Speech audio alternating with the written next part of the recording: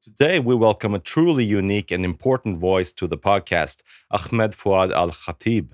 Ahmed is a Palestinian American humanitarian activist, writer, and resident senior fellow at the Atlantic Council, where he's the director of Realign for Palestine project. Ahmed was born in Saudi Arabia, and his family moved to Gaza in the year 2000, where his father worked as a UN physician at the Jabalia refugee camp. Ahmed then left Gaza in 2005 as a teenage exchange student and later became a US citizen. He is the founder and executive director of Project Unified Assistance, a nonprofit working to establish a UN operated humanitarian airport in Gaza. Ahmed is known for his outspoken criticism of Hamas and his relentless push for nonviolence, peace, and a real progress for the Palestinian people. With deep personal experience from Gaza and sharp geopolitical insights, he offers a perspective that challenges entrenched narratives on all sides. Welcome, Ahmed. Thank you so much for having me. Delighted to be here. Great pleasure to have you here. I'm so eager to talk to you. And you're here in Norway right now, visiting the Oslo Freedom Forum as well, right? Correct. Yes, this is a place that's very special to me. I was first here 2 years ago as one of the speakers at the forum in 2024 at the height of the Gaza war, and I spoke last year as well in 25. But this year, I'm just coming back to stay connected to the community here. Yeah. What was it like when you started coming here to Norway? How has that experience been? Well, it was special. It was difficult. It was intense. There was a lot of pressure on me not to speak at the forum. A lot of human rights activists didn't feel that the Human Rights Foundation, which puts on the forum, they didn't feel that the foundation has gone far enough to speak out against the war that was happening in Gaza or call for a ceasefire or make a statement against what Israel was carrying out. And so people try to use me as a proxy, if you will, or as a vehicle to communicate their grievances with the human rights community specific to the Oslo Forum.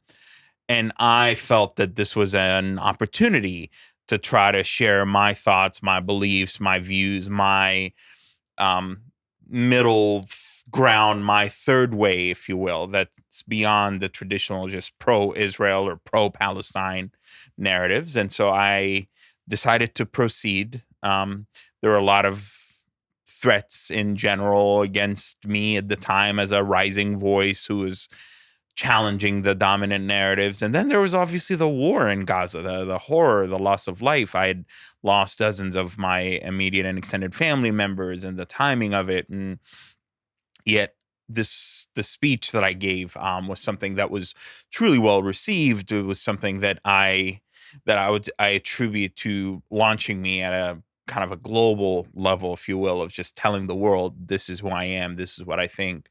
So I have a very special place in my heart for the Oslo Freedom Forum and for what we ended up doing here. And that's why I remain very committed to being part of this community with its potential and probably real shortcomings. I mean, no one's perfect. I've had real and extensive critiques of the human rights community writ large, but at least the Human Rights Foundation and the Oslo Freedom Forum have allowed for some space of critique of Hamas in a way that I haven't seen other human rights spaces do. What do you think that is? Why isn't that allowed to be critical of Hamas?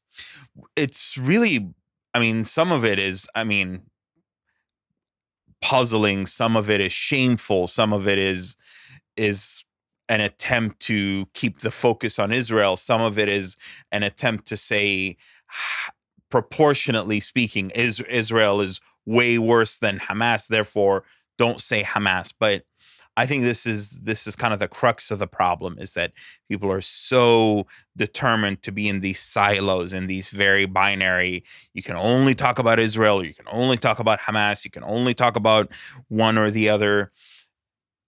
And I objectively believe that part of the disaster of Hamas in Gaza and their ability to be entrenched in their governance, in the society, in the narrative, is the humanitarian community not speaking enough about Hamas. The human rights community, these are two separate, the humanitarian community that provided a lot of aid and support to Gaza over the last 2 decades. The human rights community that would, yes, sometimes call out Hamas for its mistreatment of Palestinians, but is very eager to call out Israel of its mistreatment of Palestinians, but often will turn a blind eye or is very reluctant to calling out Hamas. Then there's the pro-Palestine community, or let's call it the activist community. They want to talk as little as possible about Hamas. At best, you'll have people mention, well, I'm not a fan of Hamas, but Yeah. Israel 1, 2, 3, 4, 5. At worst, they'll actually say, well, Hamas is the natural expression of resistance. Hamas is 1, 2, 3.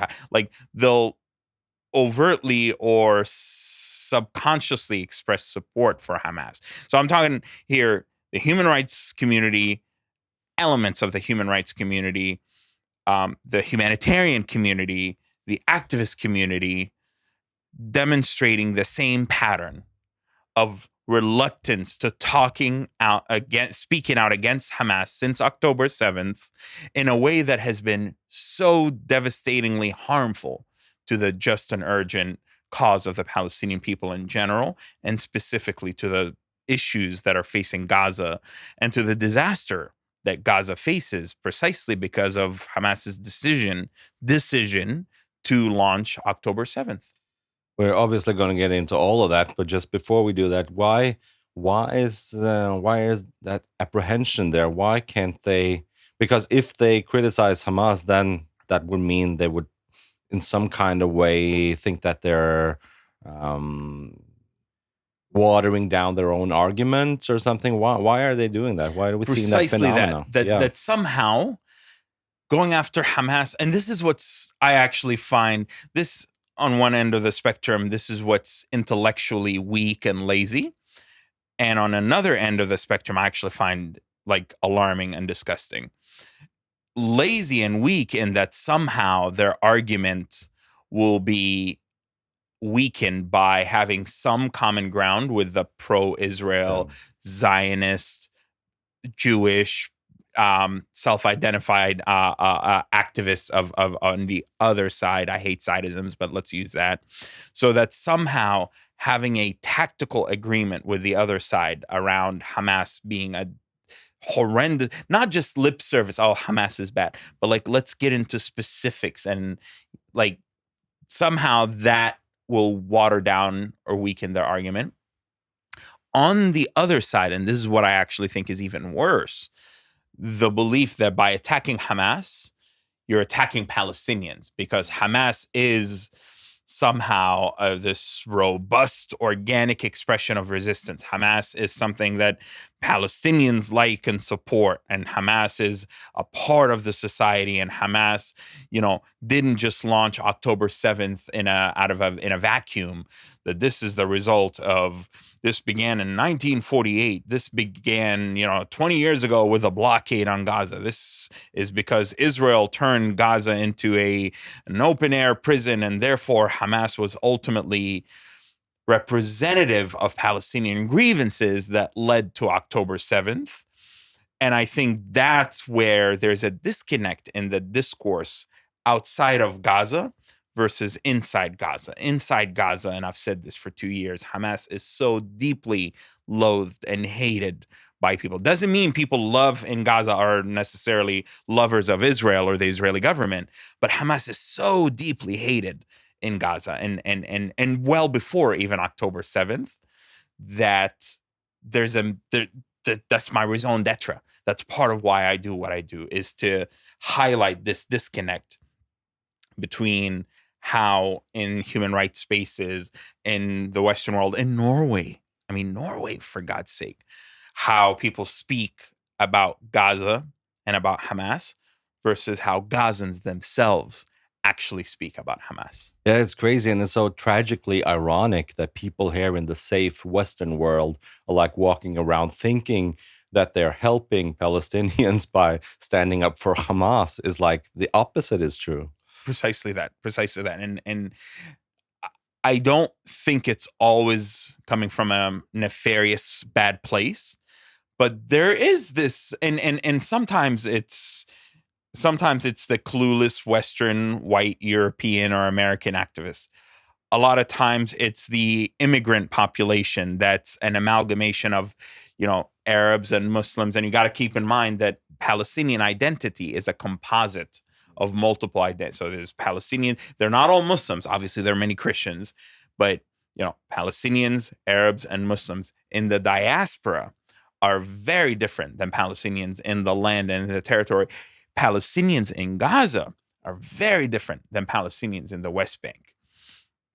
And so that's one other dimension. But then worse are even parts of Western governments that unfortunately ignore facts on the ground and feel that they have to be responsive to constituencies that are sharing and displaying really terrible trends, awful views, not being supportive of the Palestinian people, but being disruptive to the public discourse, displaying actual anti-Semitism, not just anti-Zionism. And we can talk about this later, but anti-Zionism, I maintain that you can make an intellectual dry case for how anti-Zionism is not anti-modern Zionism as a political movement that what began in Basel in the late 1800s, which was largely a secular movement rooted in cultural Judaism. And I say this as an outsider, not as a Jewish person. You can make a case, intellectual case, that opposing that is an inherently anti-Semitic. However, anti-Zionism nowadays, post October 7th, often regularly trespasses into anti-Semitism. That line of people saying, "Oh, I'm not being anti-Semitic, I'm being anti-Zionist," that is no longer a valid default defense that a lot of hateful people used to use in the past with some validity, and now that this train left the station. So I think the problem is that you have Western governments now also, and governments here in Scandinavia and in Europe that I speak to, and I speak to their government officials who maybe privately they'll get it. Often they don't. Who are actually also clueless about the discourse, who get their information from deeply radical elements of the society here, and also from the Palestinian government movements, etc., from certain Arab governments and voices. And so, and then finally, unfortunately, and this is what's really frustrating, there are so few free voices that are in Gaza, let alone ones that leave Gaza. So what I mean by that when you leave Gaza and you arrive, let's say, to Norway, the infrastructure that exists here for you to engage as a Palestinian from Gaza, you want to talk about this issue. The infrastructure is primarily an anti-Israel infrastructure, which, okay, for some people, like if that's your thing, that freedom of speech, I guess, that's fine. But it leaves little to no margin to engage in self-critique of Palestinian failures. It leaves virtually zero space to really grill Hamas and go after them. And not just Hamas specifically, but what does Hamas represent? Jihadi, suicidal nihilism, anti-Semitism, death cultism, like engaging in human sacrifice to make Israel look bad. And if you do that, you're immediately a Zionist, you're a sellout, you're a traitor, you're this. The same is true in the United States, by the way. So one horrible trend that I've noticed is that Gazans in Gaza, even under Hamas, which suppresses and kills and tortures and jails opposition, including my own friends that I've spoken about publicly. That's why I'm at the Freedom Forum. They are in a way freer to speak about Hamas's horrendous behavior amongst Gazans than they are amongst free Westerners, Arabs, Muslims, Palestinians in Europe or in the United States. Because again, the whole movement is optimized and configured as an opposition to Israel rather than a holistic what happened on October 7th, what went wrong, why is it really the case that 78 years later we don't have a Palestinian state just because of Zionism? Is it really the case that just because of settler white Western colonial, blah, blah, all the fancy words, so apartheid, settler, colonial, genocide, blah, blah, blah, blah, all these words. And I'm not necessarily minimizing or making fun of people who say that. I'm just saying, like, really, that's the only reason why 78 years later we don't have a state? Or could it be that maybe we've had consistent failure at the leadership level? Could it be that we have been pawns at the hands of pan-Arabism, the Soviet Union, the nationalism that prevailed across the Middle East and the PLO was a part of that. The communism and Marxist-Leninists like the PFLPs, the Islamists of Hamas, and then the Islamic Republic of Iran, like we've been proxies in multiple ideologies. Can we at least engage in some self-critique and do this and look back at it? Are you blaming the victims, Ahmed? Are you self-hating? Have the Zionists been paying you? Oh my, and so on and so forth. Crazy. But and also I just find it such a tragedy and such a disservice to the Palestinian people, to people in Gaza, because I've spoken to people in Gaza actually during this time, and I just find them so brave. The few people who are brave enough, actually there are more people, but they are so brave that they are actually demonstrating in Gaza. And who are they demonstrating against? They aren't demonstrating against the idea for Israel. They're brave enough to demonstrate against Hamas. And then for people here in Norway and the Western world not speaking up about this, because we've seen the videos of how Hamas are dragging out civilians into the streets, beating them, torturing them, killing them, shooting them, right? And where are the pro-Palestinians then? Why aren't they speaking about against this? Like, what's happening there? It doesn't function with their narrative, like does not compute, like it doesn't add up for them? Like, why aren't we seeing them taking civilian Palestinian side in this? Well, I think because there's this belief that and I think we've already established before you and I spoke, and I'll say it again, like clearly I believe that I'm sure you and like what has been happening in Gaza is horrendous on numerous levels. You, a rhetorical you, not you, can support Israel's right to self-defense and still acknowledge that there have been some horrendous atrocities committed and war crimes and everything in between. That said, I think because people see the horror that has been committed by the Israeli military, they think that trumps any and everything, such that basically, literally, the people will say to me, who cares if Hamas shoots a few hundred Palestinians? Who cares if Hamas beats up a few traitors? This is how they want to feel good about it. Oh, Hamas is just shooting some traitors. Who cares if Hamas suppresses freedom of expression? Who cares if Hamas doesn't allow for a demonstration during wartime? This is, Hamas needs to impose martial law, and we're in at a time of war. And so, like, people will completely suspend any resemblance of freedom from within and allow for deeply draconian criminal levels of the normalizations of criminal transgressions in the name of, well, Israel is the bigger enemy, Israel is the bigger foe, Israel is the bigger problem, so therefore nothing else really matters. Obviously, there are many problematic components to this line of thinking. Chief among them is the fact that Hamas's transgressions are a feature, not a bug. Hamas could not have maintained it. Hamas arrived to governance in Gaza. And that's part of why I couldn't return to Gaza in 2006.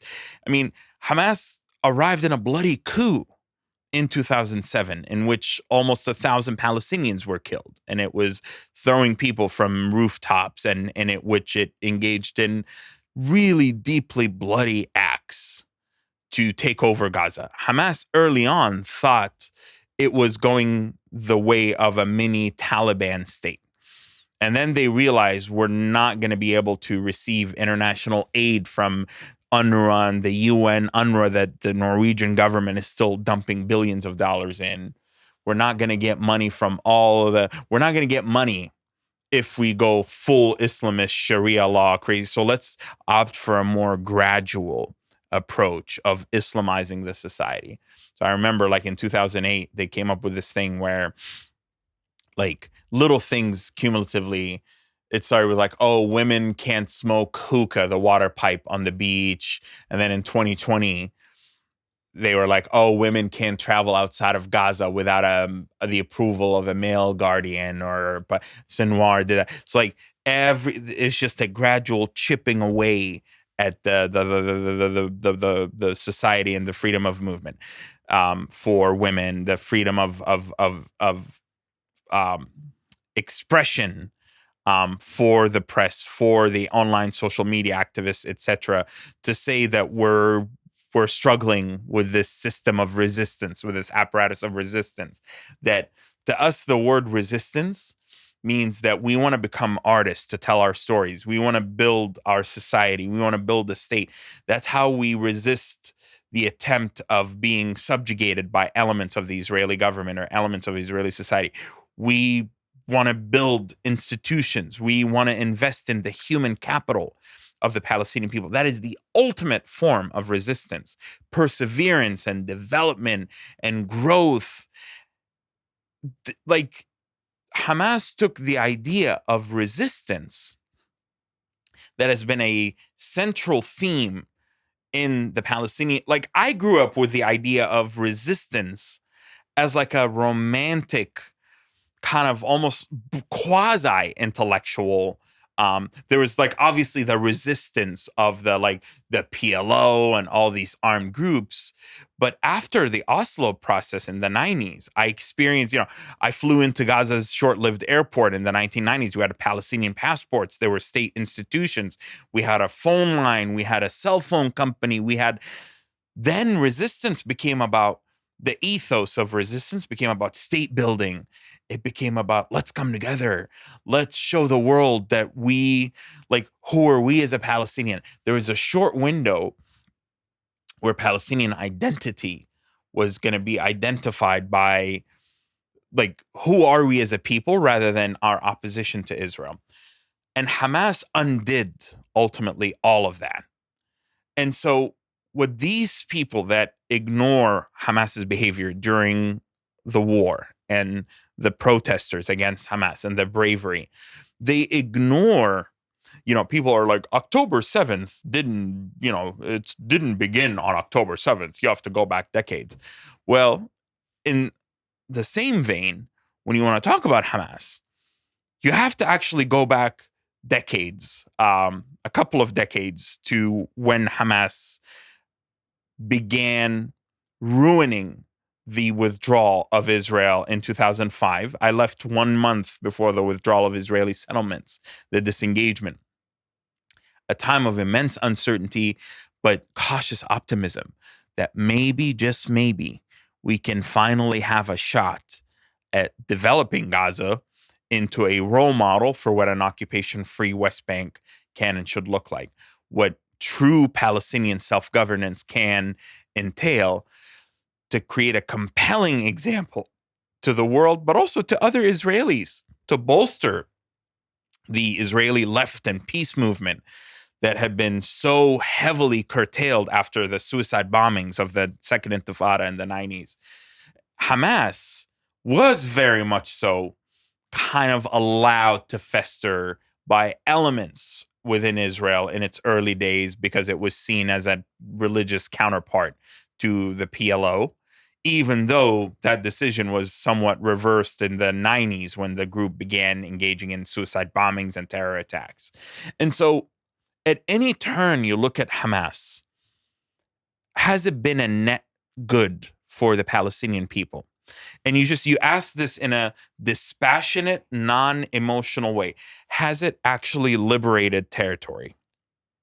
Has it actually bolstered Palestinian self-governance, Palestinian democratic processes? Has it enhanced Palestinian identity? Has it drawn, has it built more allyship within Israel? Because the end of the day, we need allies on the Israeli side. You're not going to build Palestinian statehood in spite of Israel. You need in cooperation with Israel, because our fates are intricately intertwined.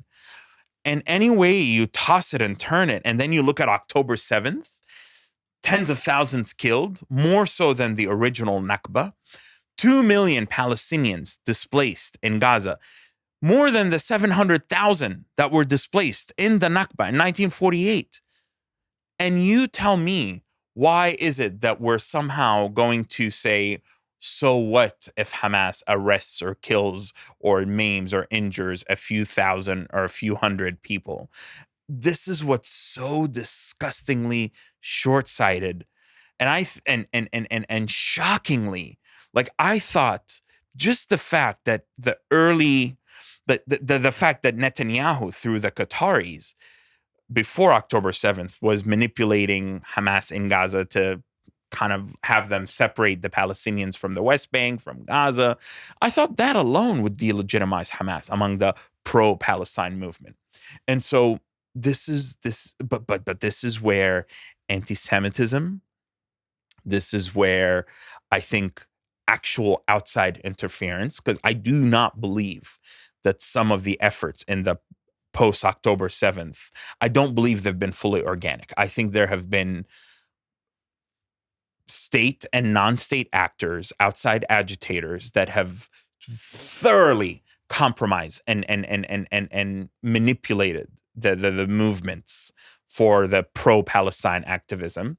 So hatred, ignorance, outright stupidity, outside interference, and then, with all due respect, I think some elements of low information activists who see the horror in Gaza, and it is horrible what is happening, but instead of the immediate guttural, visceral reaction, instead of that prompting further investigation and analysis, it prompts a primal, immediate reaction. Yeah.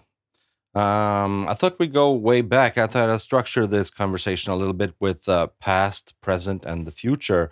And let's go way back to your life story. Like, yeah, you were born in Saudi Arabia, and what happens, and when do you move to Gaza? And let's hear a little bit about your life.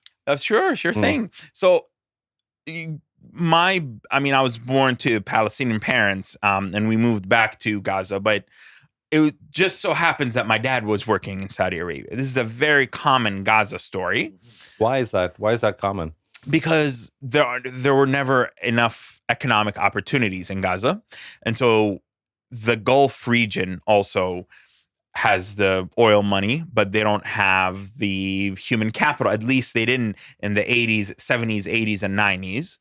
And so a lot of Palestinian doctors, teachers, nurses, engineers, and folks from various backgrounds, administrators, would get jobs in the Gulf. They would go there with their wives, have kids while they're abroad, save up some money, and then take that money and go back to Gaza and build a house, build an apartment, establish a life of some sort. And so that's very, very common. And so you meet a ton of Gazans who are born in Saudi Arabia, or born in the UAE, or born in Qatar, or Kuwait, or Oman. So my family and I, we, in the 90s, when Oslo was happening, we actually moved back and forth twice to Gaza, my dad was thinking, maybe I should get set up now that Oslo's here, the PA's here, get in early on that. He was a physician. He's a doctor. Let's move in there and get set up early so that I'm set for a while. It didn't work out. We went back, and then we went back to Saudi, and then we went back to Gaza. We finally moved back permanently in 2000. But I experienced up close Gaza in the mid to late 90s with the optimism of the peace process, with the hope of the transition, with the just going in there. And I flew into the Gaza airport. There was a talk of a port, a seaport being underway.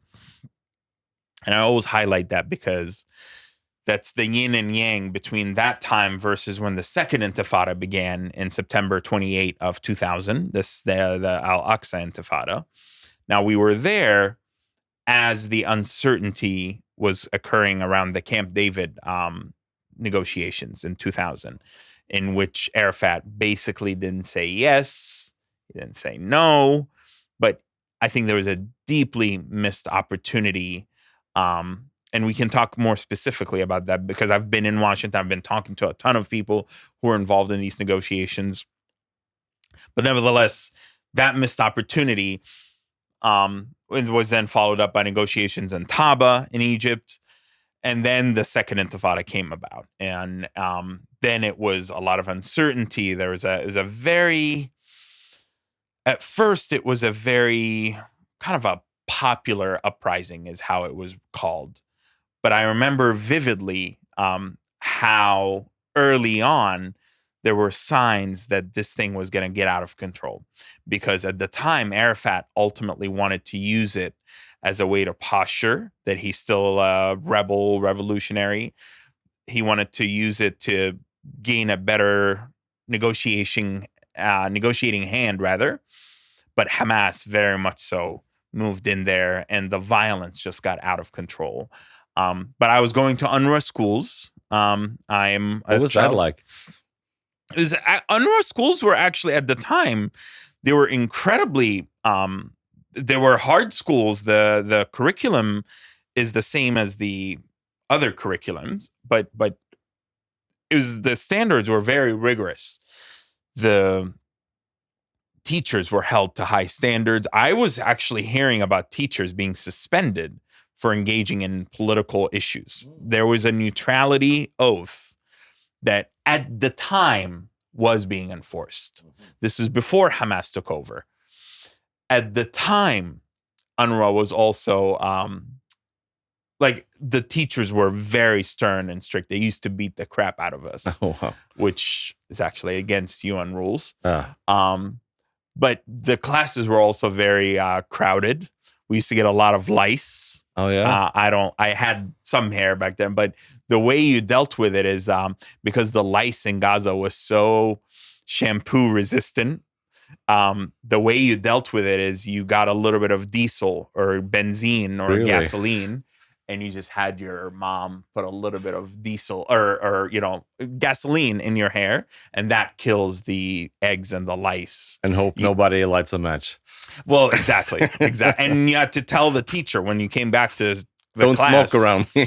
Well, you have to tell the teacher. The teacher's like, "Did you get rid of the lice?" And you're like, "Yep. The gasoline was poured on my head." Honest to God, that's what we used to do. But then, and then they used to inspect our fingernails. Really? And I used to have like really dry, sensitive skin, so I never clipped my nails. And so it was one of the worst things. And it wasn't, at the time, we didn't, like, at least boys, we didn't have like lotion or anything to put on our hands. So I just left my fingernails long. So they would take us to, and this was in the morning. What do you call them when the whole school lined up for what do they call like them? A morning session or like before the first session? I know, like a roundup. Exactly. Everybody lined up. Yeah. And so they used to always like beat the crap out of me. Really? Yeah, because of because I had long fingernails. It was rough, man. And mind you, back in Saudi Arabia, I was in the part of Saudi Arabia, in the southwestern part, not in Riyadh or the capital or the oil-rich areas. I was in the southwestern part, the Asir region, right by the borders with Yemen. where the Houthis are. Yeah. It was one of the more beautiful parts of Saudi because it was mountainous and it was quite cold. So a lot of Saudis would come there and spend their summers there. But it was also very conservative, Yeah. culturally and religiously. And so I went to like one of those religious madrasas, or people in the West call them madrasas. But I went to a madrasa where it was a religious instruction school, only because it happened to be close to my dad's job and where we lived. It wasn't like it just what was available.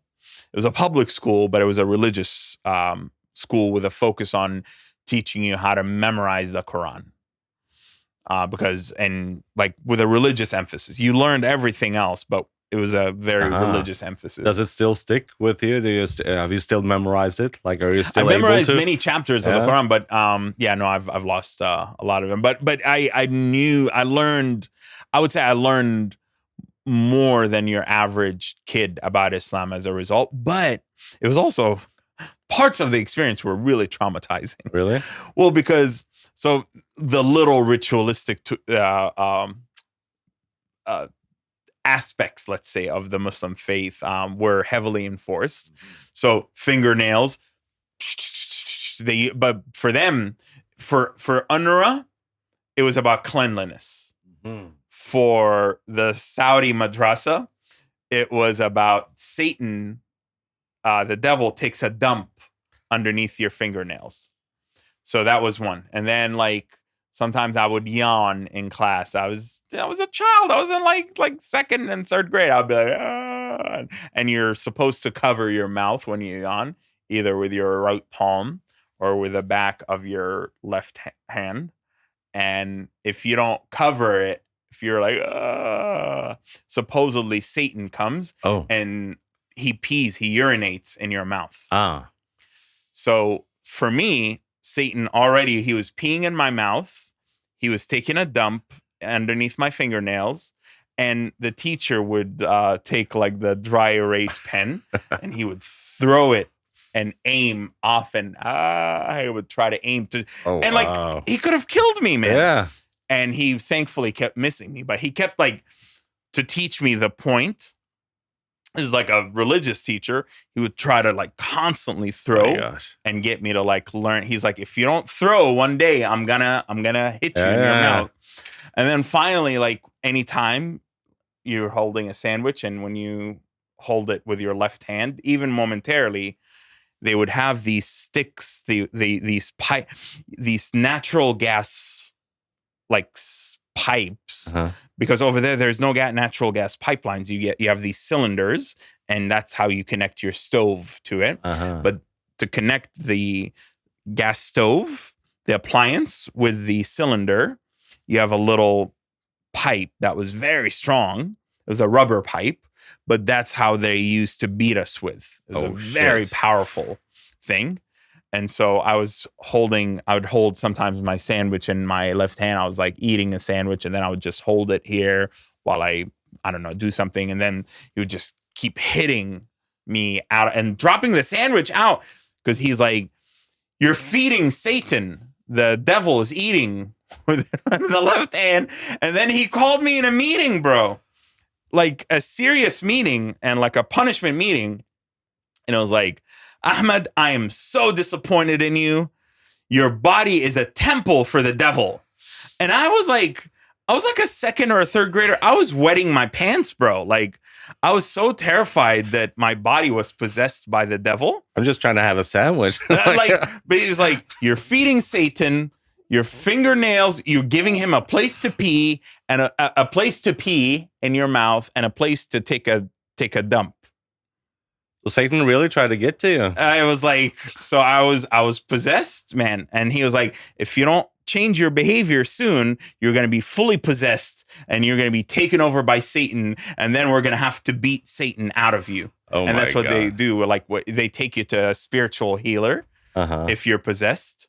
So God forbid some kids there or children, if you have seizures, they didn't believe in the science of seizures. They believed that was Satan holding you, and then if you have seizures, they just beat you up and they say, "Get out, Satan! Get out! Get out!" It's horrible, man. It was brutal. Oh my So like, God. I went from that, and then I went to UNRWA. So Gaza was an upgrade from Saudi Arabia. Well, it was safer in the no bombs were falling, there were no militias or whatever. But yeah, it was a slight upgrade. Before the second intifada, it was a slight upgrade. But then during the second intifada, um, Hamas accelerated the Islamization of society. And so the mosque near our home was very much so taken over by Hamas. It became a total Hamas mosque. And so that's what Hamas did is they would do summer camps for students. They would take over mosques. They would have teachers in schools. There was a movement and they just, it was a full-on assault on social norms, values, the way women dressed in the school, in the classrooms. So like you had the lesson plans, for example, but a teacher that was empathetic to Hamas to escape UNRWA accountability or other, because even government schools, you couldn't just go in a government schools, because Palestinian Authority schools, you couldn't just go in there and be like, resistance, Hamas, blah, blah, blah. Like, especially because the Palestinian Authority, they were largely Fatah, the other party. And so, fine, they would present lesson plans and they looked all kosher, halal, everything is fine. But then they would editorialize. So the curriculum was okay. It was a lesson plan, but I'm going to now add from my own. So in the classroom, at the mosque, in summer camps, they also used to teach us as children in Gaza, like they were teaching us things against Yasser Arafat and against the Palestinian Authority, and they would try to use them in the context of jokes. So they would teach us something like a joke, like it would translate. Yasser Arafat, he was known as Abu Ammar. Abu Ammar. So they would say Abu Ammar is on the tree. It rhymes in Arabic, in Gaza in Arabic, but it doesn't rhyme. Abu Ammar is on the tree. He sold his underwear for 10 shekels. They would say Abu Ammar is frying potatoes, and we're chasing after him with squeegees and broomsticks.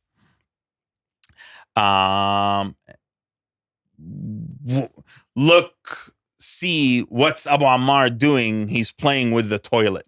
Like little things like that they would teach little children to repeat. But it wasn't about Abu Ammar.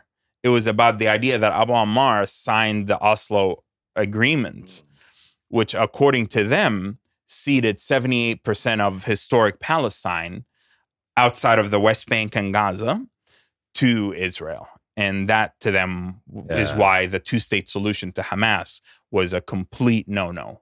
Did you also have this kind of anti-Semitic curriculum for the kids, like in books and all kinds of stuff? I've heard about, like seeing school books that they've discovered in Gaza, like seeing like how many Jews do you kill if you have 3 Jews, and how many more Jews do you need to kill 5? Like these kinds of curriculums for young kids in like primary school and elementary school. So, truth to be said, like none of that, even to this day, none of that actually fully, truly exists in the main curriculum. Where that was really the case was in private schools, particularly Islamist schools that are run by Hamas or other jihadi groups.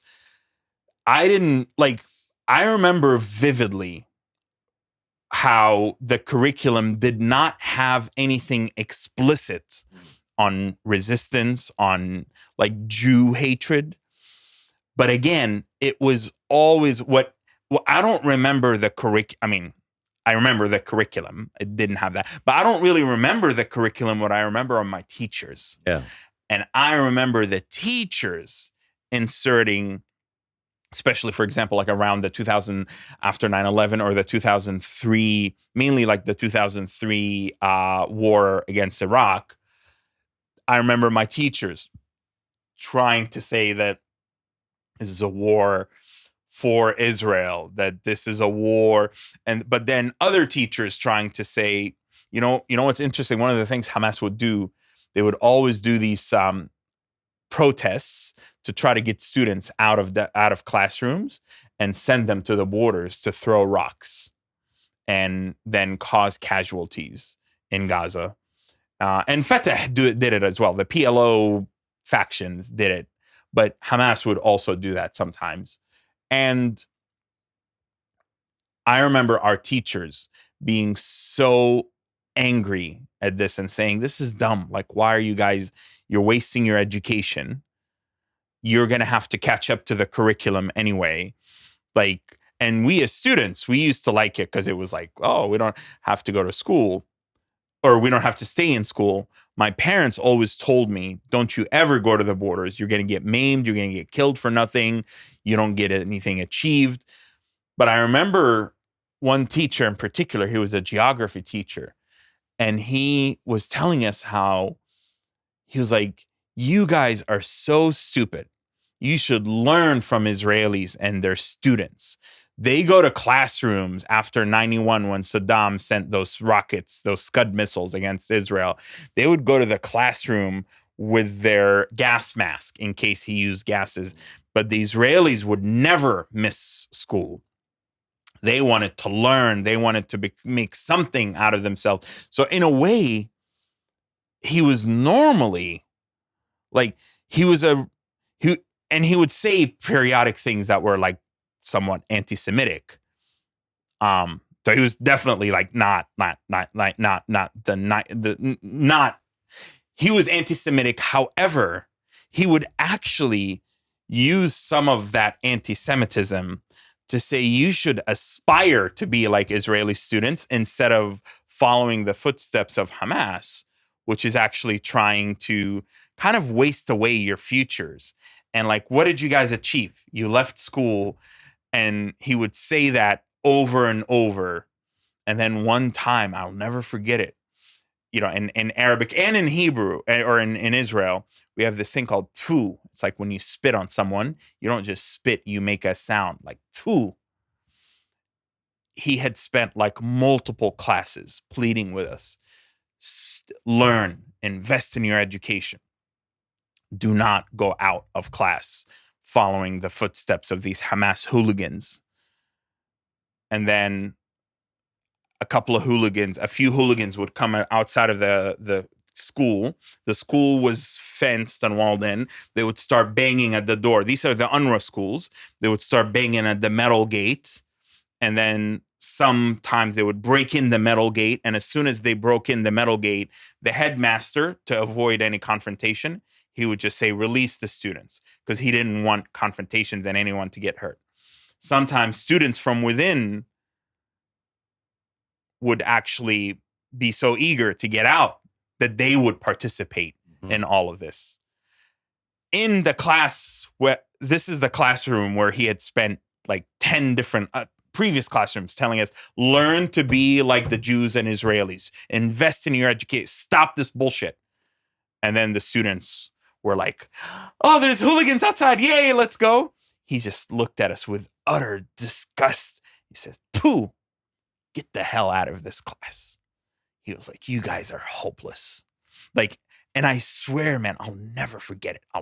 He was a geography teacher. Forget his name. He had a little bit of a pot belly. He had his glasses. He had these khaki pants with this funny shirt on. And all is to say that I had incredible teachers throughout the UNRWA system. My English is my second language. Arabic is very much so still my first language. But there were some incredible teachers there that when I came to the United States in 2005, it started in 2004, the process. This is a post 9/11 initiative by the U.S. State Department to bring young Muslim and Middle Eastern students to the U.S. and build cultural bridges. And so there was like 40, I was in the second batch, I was in a pilot program in its second year. There were 4,400 applicants and only 10 got out. And I was very blessed to be part of the 10. There was mass social incitement against the program and telling me, don't Really? go. Yeah. Why? Because people thought I was going to be a spy. I was going to be Ah, Mossad. People said this is a brainwashing attempt. But also in a Palestinian context, it was a novelty to have like teenagers go and live abroad. You're supposed to live abroad with a host family for a year, go to high school, and then come back to Gaza. I was supposed to come back to Gaza. But then I had some teachers who actually went to bat for me, and they were my allies. I had some other teachers call my parents and say, don't send him. But then I had people from my mosque. I had Hamas guys. Hamas had wanted to recruit me in the mosque because I spoke in perfect English, and this is actually part of my asylum claim that I would get later in the United States. The and there's tiers of Hamas, but there's the Hamas kind of social tier at the religious tier, and they were very unhappy about me going to the United so States. was it dangerous for you also then going to the United States for you or your family? Like, could it have consequences? At the time, yes, but like my family had a little bit of Mhm. stature, not because of their wealth, but because my dad was this UNRWA doctor. My family were all working for. I'm almost the youngest out of five. My mom was a math teacher. Like I came from a well-respected family, and I was always an old soul in a young body. So my parents sort of were like, "Oh, Ahmed will be fine. Ahmed will be okay. Whatever." But teachers and like Hamas guys from the mosque and like other people were like up in my parents like business and saying like, why are you doing this? But there were other teachers, including former UNRWA teachers that I'd gone to, who said like, this is ridiculous. This is an opportunity of a lifetime.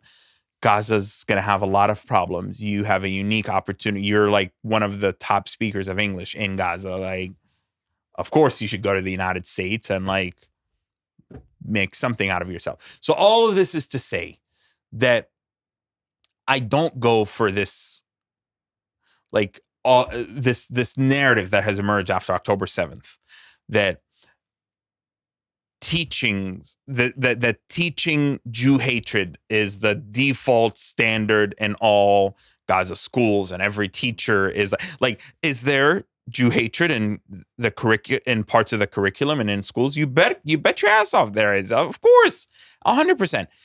But are there incredible role models, people who are smart, people who just want another shot at life, people who are just like Ahmed, who want to challenge Hamas, who want to build a new nation, and build an identity that's not defined by opposition to Israel, but defined by who we are as a people? 100%, man. And that's what gives me hope about the human capital of Gaza, even with the trauma, even with the sadness that exists right now, that given the right set of circumstances, investment and alignment of leadership and space and safety, and getting rid of Hamas or minimizing Hamas's influence, that can be rejuvenated and Gaza can become something. Was there many different opinions? Like, was there a diversity when it comes to opinions between people, between your classmates, between teachers, grown-ups, everyone in the community about Israel? Or would you say like there was a main direction of people in general like hating Israel? Or was there lots of diversity around that question? So both, yes to both. There is a broad direction, of a broad, let's call it anti-Israel direction, that I personally believe was much more in the what I've come to call enforced conformity, enforced cohesion. Remember how we talked about early on about the pro-Palestine Yeah. movement, and how there very much so is this almost this like religious ritualistic, like, you have to be anti-Israel. You cannot talk about Hamas. You have to call everything, it's a genocide, apartheid, settler, colonial, blah, blah, blah, blah, blah, blah, blah, blah. Like, similarly, in Palestinian collective society, there continues, particularly after the Second Intifada, there continues or there was this notion of, Israel's the occupation. We tried peace, but it didn't work. We didn't really try peace, let's be honest. Peace of the Oslo process was very top down. There wasn't there were Palestinians that very much so at a personal level had invested in peace and but there wasn't a mass social renaissance in terms of the attitude towards peace. And this is where we need a little bit more of a bottom up, a combination of a top down and a bottom up approach to peace. And that's also true in Israeli society right now, whereby unfortunately a lot of Israelis are very skeptical of peace. And so you have both the society in Israel, but also with the notwithstanding some of the leftists, and then you have the leadership. But going back to the Palestinian side, there was this ethos of, well, we tried peace, and then we had to have the second intifada because peace was a failure. Now, a lot more people realize that the second intifada was something that Yasser Arafat unnecessarily launched. That we did not have to have that set us back, that provided an opening for Hamas, that was a complete just disaster of epic proportion. The second intifada was to the PLO and Fatah what October 7th is to Hamas, except October 7th, I would argue, is catastrophically more destructive. And so, going back to your question, there's a broad notion, a broad anti-Israel notion. But underneath that, at the time, there were very much so individuals and pockets of people who worked in Israel, people who were part of the peace process, business people whose prospects improved, people who traveled abroad, people who spoke Hebrew. I mean, at the time, once upon a time, Hebrew was being taught on a regular basis in Gaza. People who would, and people who, so the Hebrew speakers would listen to Hebrew and to Israeli media and understand that Israelis are not monolithic, that there's a diversity of opinion within Israel. They would understand that there are openings within Israel, there are allies. And so within the umbrella of broadly speaking and socially enforced conformity and forced cohesion of the anti-Israel attitudes, there absolutely was diversity.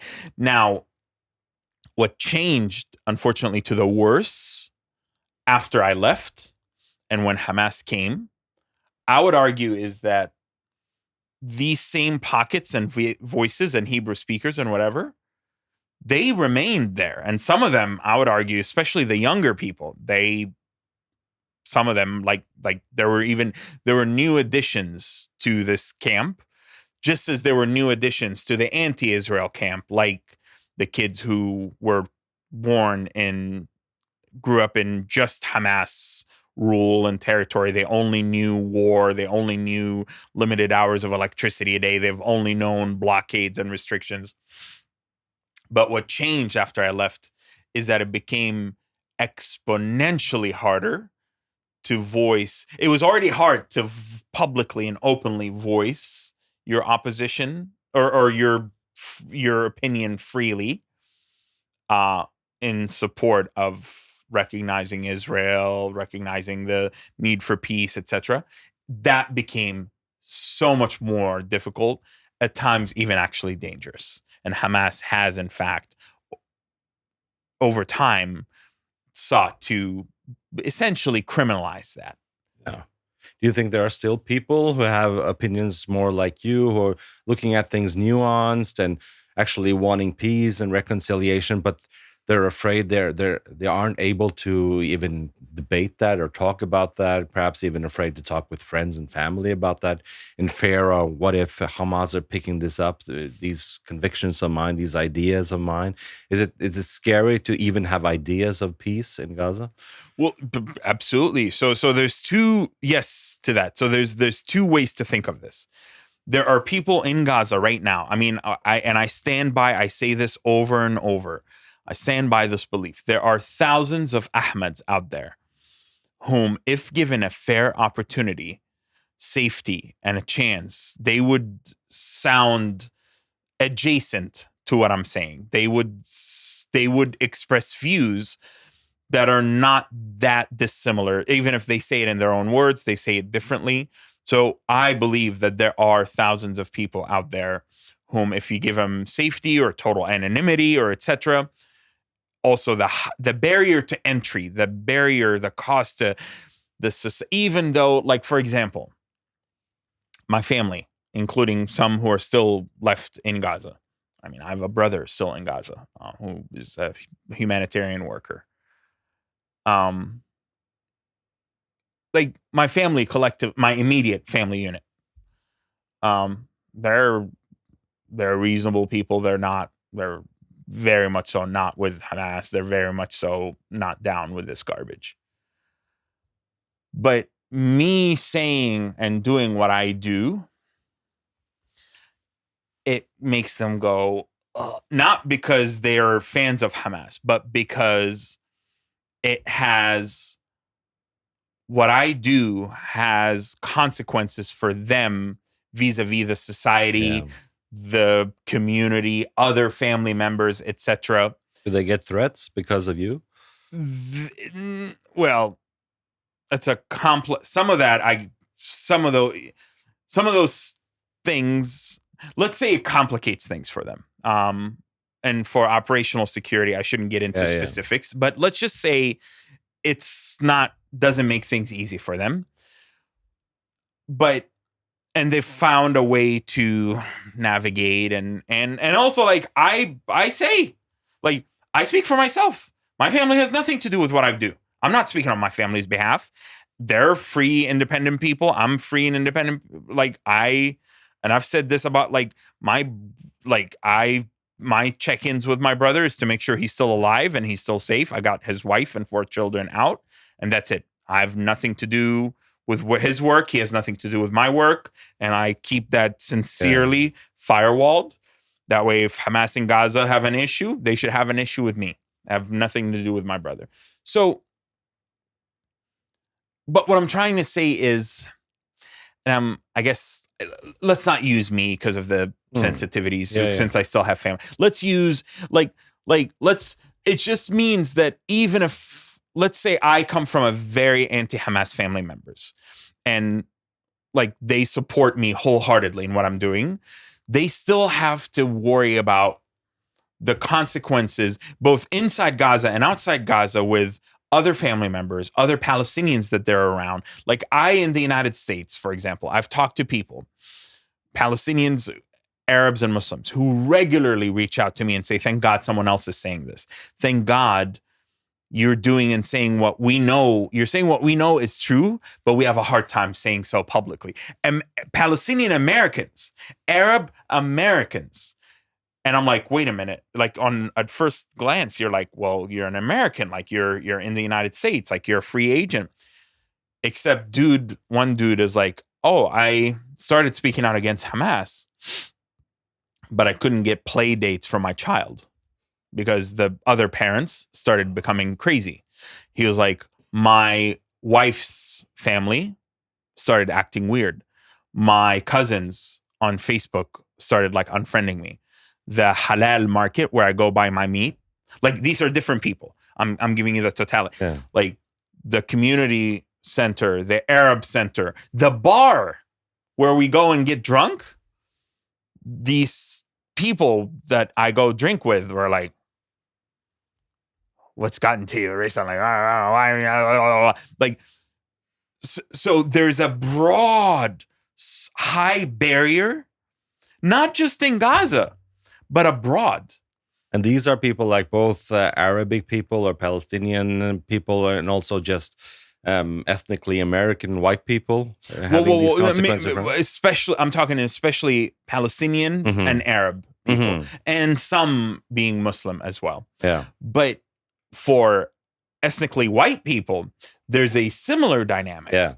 Not a one-for-one comparison, but there's a similar dynamic where, and this, you see a lot of this on college campuses, whereby they are like students in classrooms. They feel like if they veer, then they're going to be called, a genocide supporter. They're going to be called racist. They're going to be called 1, 2, 3, 4. Yeah. Jewish students feel like they can't really pose certain questions, and so on and so forth. But let's bring it back to Gaza. Yeah.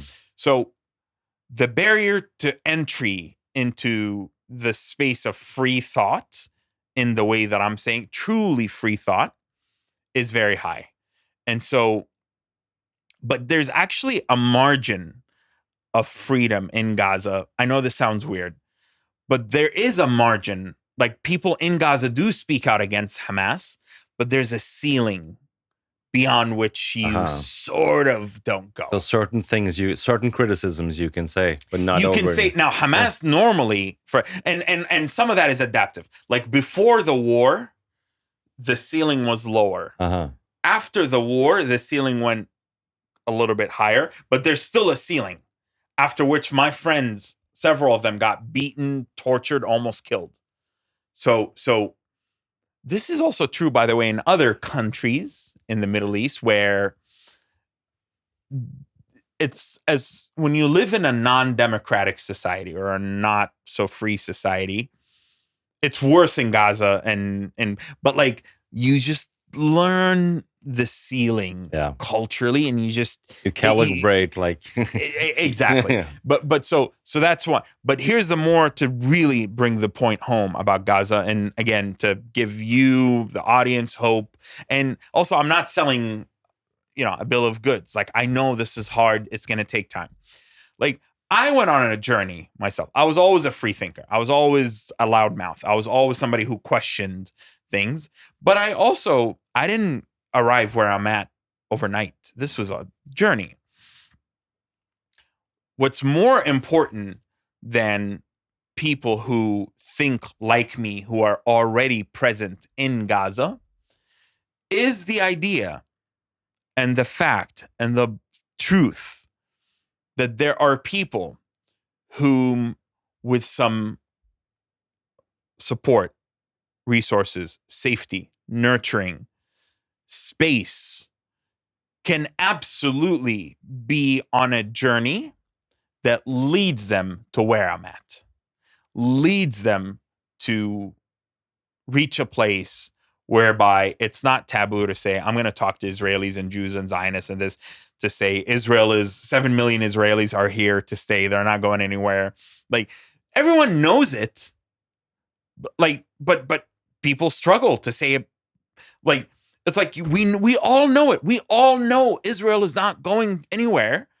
But somehow it's like, like saying that Israel is here to stay, like, at minimum, because we can't remove it. Better, it's like, let's actually have cooperative relationship and bolster our existence. And then higher is to say, actually, they also have a right to be here. And it doesn't mean saying have a right to be here doesn't mean I like what Israel has done, or I approve the crimes or the killing of people and innocent children in Gaza. It doesn't mean I like the settler violence, or the Smotrich, or the fascist Ben Gvir, or the others. It doesn't mean acknowledging one thing about Israel or the Jewish people doesn't mean all of a sudden you own all the other negative stuff that exists, and vice versa. Israelis or Jewish people or Zionists saying that my Zionism, my Judaism, my is Jewish peoplehood and belonging to the land and feeling that we have a right to be here does not at all negate the fact that the Palestinian people deserve to be here and have a right to be here. Many things can be true at the same time, right? Precisely. But that requires complexity, and being able to stand in the complexity without giving in to the feeling of wanting to simplify everything to black and white and to be that football teams like, which side are you on? Like, which side do you pick? I'll give you a great example. Just 2 days ago, there was a clip of me, because as you can imagine, a lot of things are out there about me, but I don't do a lot of things in Arabic, which I want to eventually do more of. But I'm viewing this as a long marathon. I'm throttling myself. But there is this great guy who he has a show in Arabic. El Hanan Miller is his name. He's an Israeli. He speaks Arabic. He does this show where he speaks to Arabs, Palestinians, Muslims in Arabic. And it's called The People of the Book is his podcast. And he does it in Arabic. Fantastic show.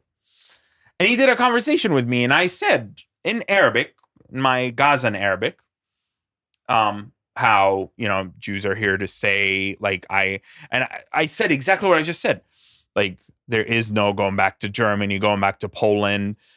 Like, and he was like, I was like, listen, I can be opposed to the military occupation. I can be opposed to Israeli policies, but I believe in a Palestinian state and Palestinian rights. But like we need to stop wasting away generations of our people and our young Arabs and Muslims and Palestinians in these useless wars and these different ideologies and pan-Arabism and Soviet Union and the nationalism and the Islamism and the Islamic Republic of Iran. And what have we gained? The more resistance we engage in, the more land we lose, the more people we lose. Like, at some point, you have to actually assess what's the point of this. And so this was in Arabic, and it was like a 30-minute conversation, but he clipped this like minute and a minute. And then this guy in Gaza who ironically identifies himself as like, oh, I love life, but he's like in Hamas's orbit, trying to reinvent himself from a Hamas guy. He shares this clip of me. He found it like 3 months after the podcast. He's like, what is this guy saying? Like, oh my God. And I swear it was so, and it got like a massive like interaction.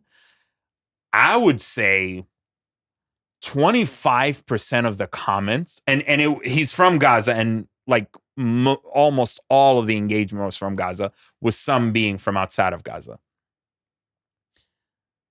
Some, like 25% were negative. Like, yeah, what is he? Oh, this guy's, he's a fat ass. Like, people just said some. 75% of people saying he's saying complete truth. This guy is so reasonable.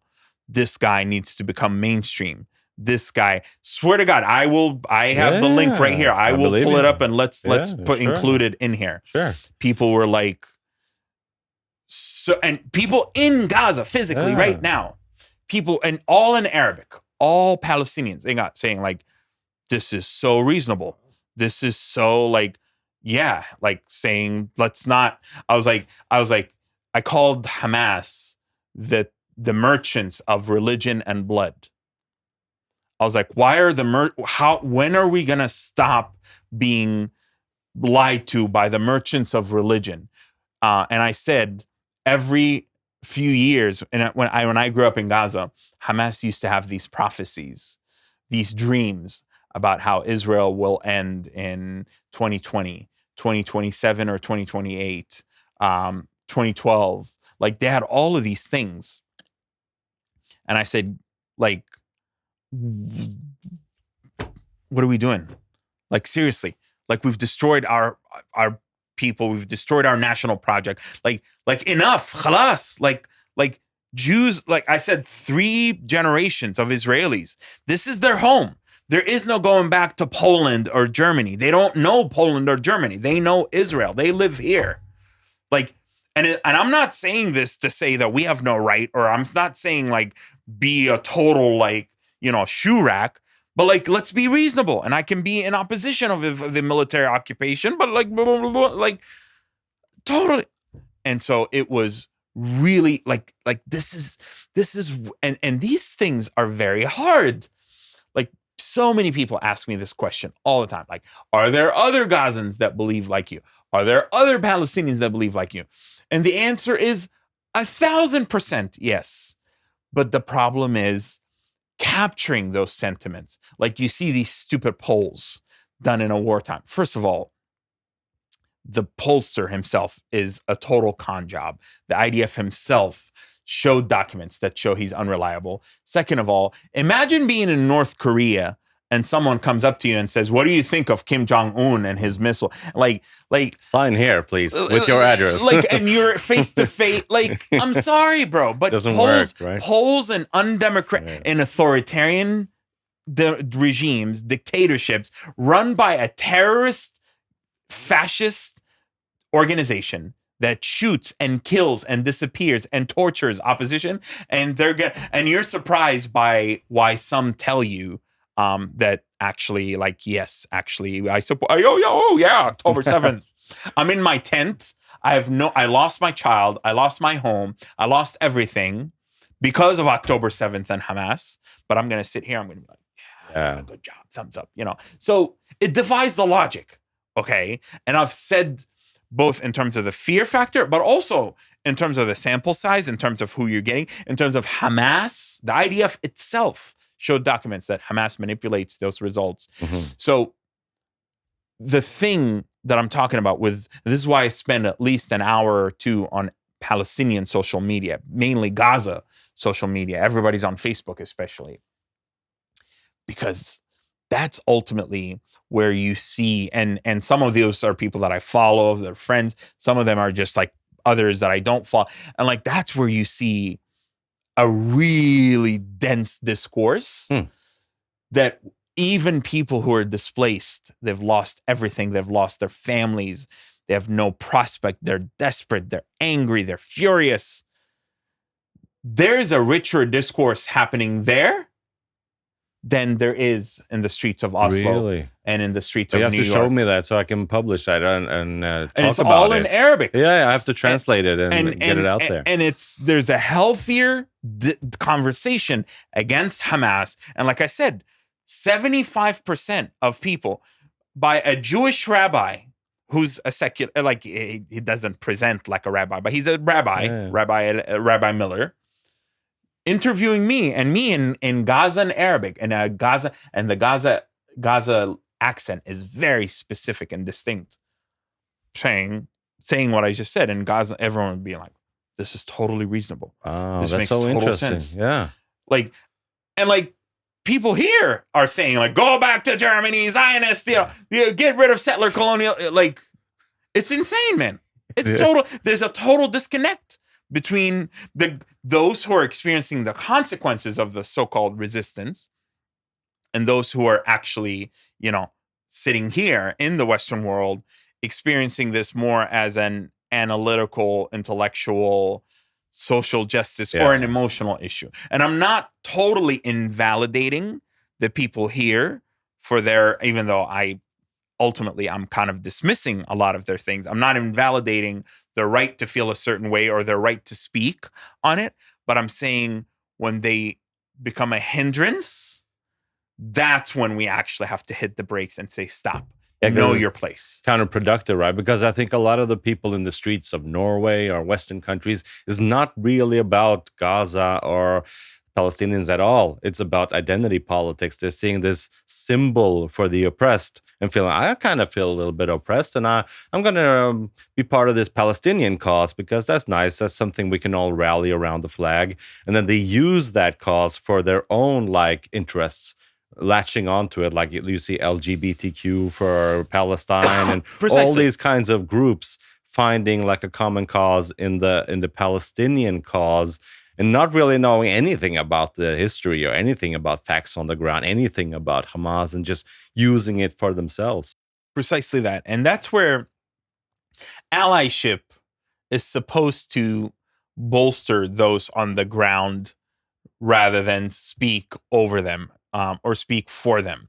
The other component is that, unfortunately, and I have to also be very transparent and honest about this, There are problematic Palestinian voices. Like, let's not dance around that.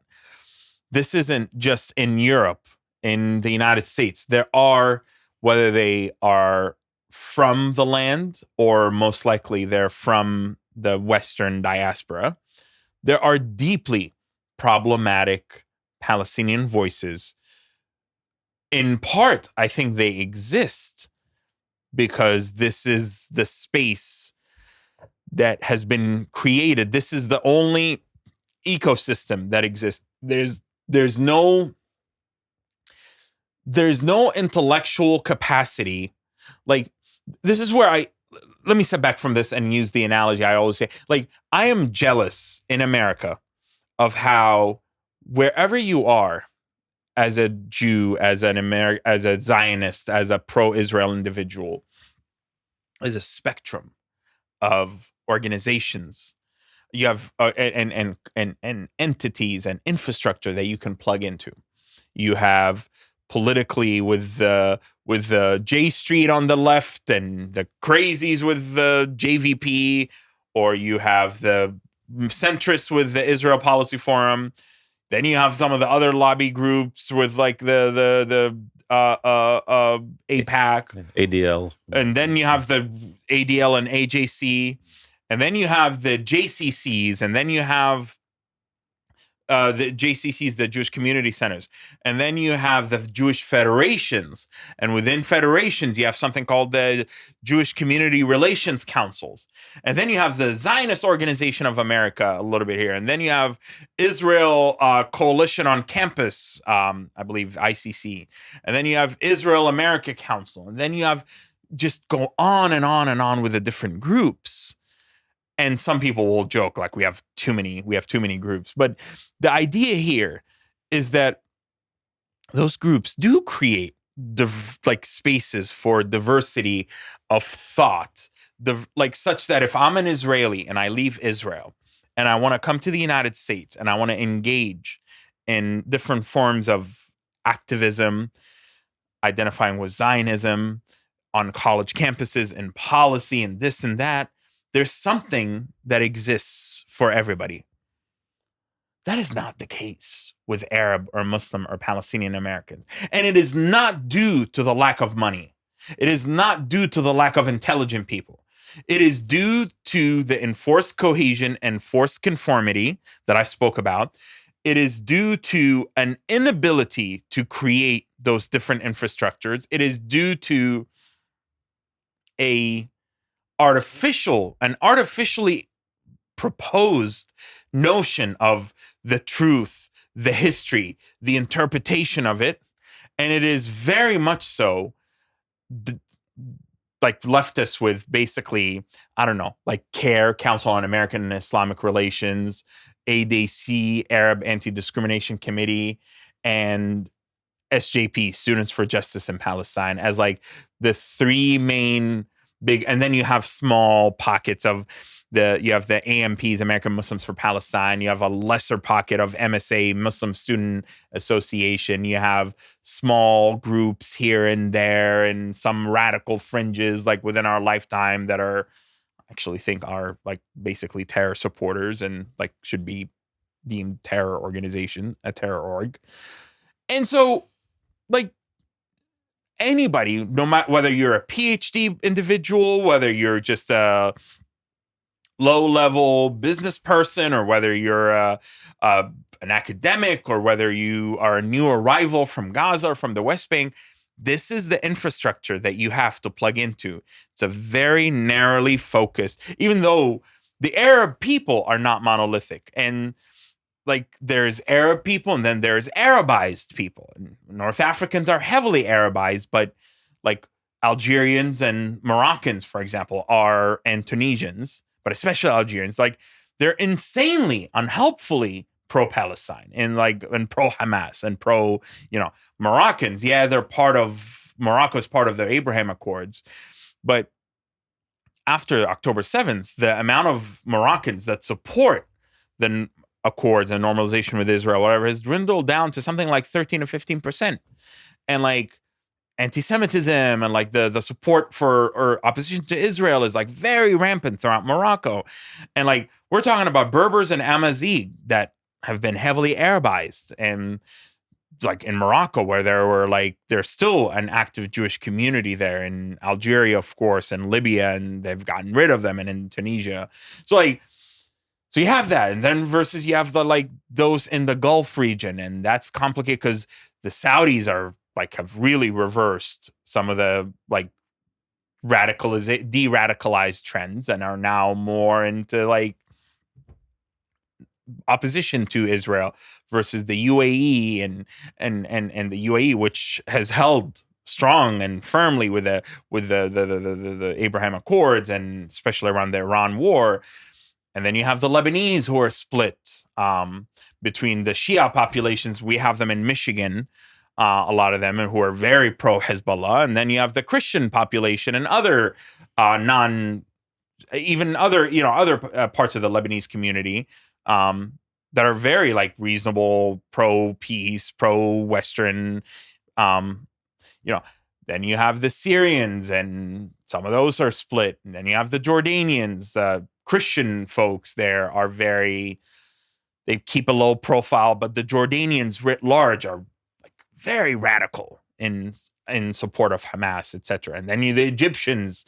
Egypt is truly one of the most anti-Semitic countries in the entire Middle East. The Egyptian population Why is that, you think? Why did they become so anti-Semitic? Lack of education, lack of opportunities, but I also think it's like remember what I said about peace as a peace in terms of being a top down, not a bottom up. Like in Egypt, peace is very much so a cold peace, and that it was always just a strategic political level peace, and it never percolated down to the populace, even though in the Sinai Peninsula and Sharm el-Sheikh and in Taban and the southern parts of Sinai, Israeli tourism is massive, and it's like a pillar of the economy there.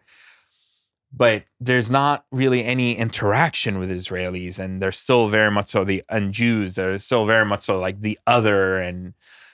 But my point, nevertheless, is in highlighting how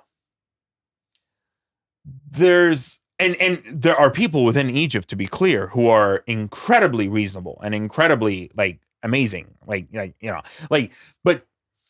you're talking about the entirety of the Arab world, and Muslim world is even bigger. Muslim world, then you go beyond just the ethnic identity, and you go to places like Indonesia, which really wanted to be part of the Abraham Accords, but it's very untenable. I mean, I've met with religious scholars, I've met with political figures within Indonesia, who would love nothing more than to normalize relations with Israel for economic and military gains. But it's untenable domestically, even though parts of their population would actually, in the business community, would love that because it would more easily open up the tourism sector for Israelis. And so, again, what is my point in saying all this? Why can't we have community organizations and a political discourse, those two components, that reflect the vast breadth of the Arab and Muslim, and I would argue even intra-Palestinian dynamics? Why can't we have that reflected? Why is there only in this conflict, there is this, it feels like only in this conflict, there is this, despite it being decades long, despite the intricacies and how many players it has involved, there is these binary, heavily enforced narratives around it. And I am so frustrated with that. Obviously, I've known about this before October 7th, but I think that the catastrophe of October 7th and the horrendous war and the tragedy that has followed in Gaza, and the breakdown of the process, and the like what's going on in the West Bank and all that, it has really created this abyss for both of our peoples. But I mean, you've noticed this whole conversation. I'm focused. I have my own opinions about Israel and Israelis, but I can't influence Israelis. I talk to Israelis. I share my frustrations with them, etc. But my thing is, why we've done so much of pointing at Israel and talking about Israel and what's wrong with Israel. And we know there are a lot of things that are wrong with Israel, but my theory of change is that within the imbalance of power dynamics, with Israel up here and Palestinians down here, there exists, even within the said imbalance, plenty of space and room for Palestinian agency and accountability and responsibility. And that is not blaming the victim, as some of my detractors will often say. You know, they're like, "Oh, you're so self-hating. Oh, like you are. This is disgusting. You're blaming the victims." Excuse me. This is the first step to actually empowering the Palestinian people, is by giving them a sense of agency and restoring the sense of agency. But that entails looking at something like October 7th and saying that was a choice. That was not a necessity. That was a choice. Hamas now says, "Oh, we're for the two-state solution." Can you imagine if on October 7th, Hamas, which has been in opposition of the two-state solution for almost 30 years, if they kept their soldiers or their fighters at home, their terrorists or whatever you want to call them, even for the pro-Hamas people, if they kept their freedom fighters, quote unquote, to the listeners, if they kept them at home on October 7th and came out and said, Sinwar was flanked by Daif and all the others, and said, "Okay, we have our weapons, we have everything, but we declare now that we want peace with Israel based on the two-state solution, and that yes, we will just do our thing on the Palestinian side, but we acknowledge that our fates are interconnected and that we have to have two-state solutions." Like if they had just said, instead of they got their rear ends kicked, they got Gaza destroyed, over 70,000 killed, however many of them Hamas, and then they were like, "Okay, now we accept the two-state solution." It doesn't work that way. Now you're defeated. You've defeated your population. You've gotten Gaza fully reoccupied. Netanyahu just gave the order to take a further 10% of Gaza. So Israel's going to be in charge of 70% of Gazans, further squeezing 2 million people into 30% of Gaza. I mean, how horrendous is that? And I have my own thoughts about what to say about that. But this is where agency and you know, people want a Palestinian state. You can't have with rights come responsibilities, come a sense of accountability. And that's what I want to impress upon my people, the people in Gaza. Like, yes, you are disadvantaged, you are oppressed, you're out of options, but individually and collectively as a people, even in small, even if seemingly insignificant, collectively and the totality of those steps, we can do something on our end that can be compelling to the world, that can win over allies. And the minute I say that, they're like, "Oh, you're just going to beg Israelis to like you and whatever." And I'm like, why does it have to be framed as you're begging? We're not begging anyone for anything. What we're saying is we love life. We don't want death and destruction. We acknowledge that we need allies on the Israeli side, just like we need allies in the United States and at the UN and in Arab countries and in Europe. We need allies everywhere. We can't antagonize all Jews and say, "Are you a Zionist? Are you not a Zionist? Are you the..." Like, this overly simplistic narrative that says, "Oh, well, like, I'm not," 90 to 95% of Jews are ultimately Zionists. And Zionism as a modern political movement is one thing, but Zionism as the belonging, the land, the peoplehood, I mean, that is as Zionism as like the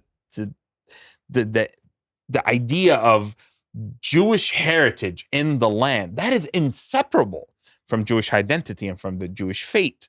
It doesn't mean that you have to believe in the modern incarnation of the idea of Zionism as it was promoted by Theodore Herzl per se. But the idea of Zionism actually predates Herzl and predates the modern political incarnation of Zionism. And I'm not saying this, it's not my job to defend Zionism or the Jews, but I am saying this hoping that we very quickly move beyond this fake notion that somehow we just have to de-Zionize and wait for all Jews to become non-Zionists. That's not going to happen.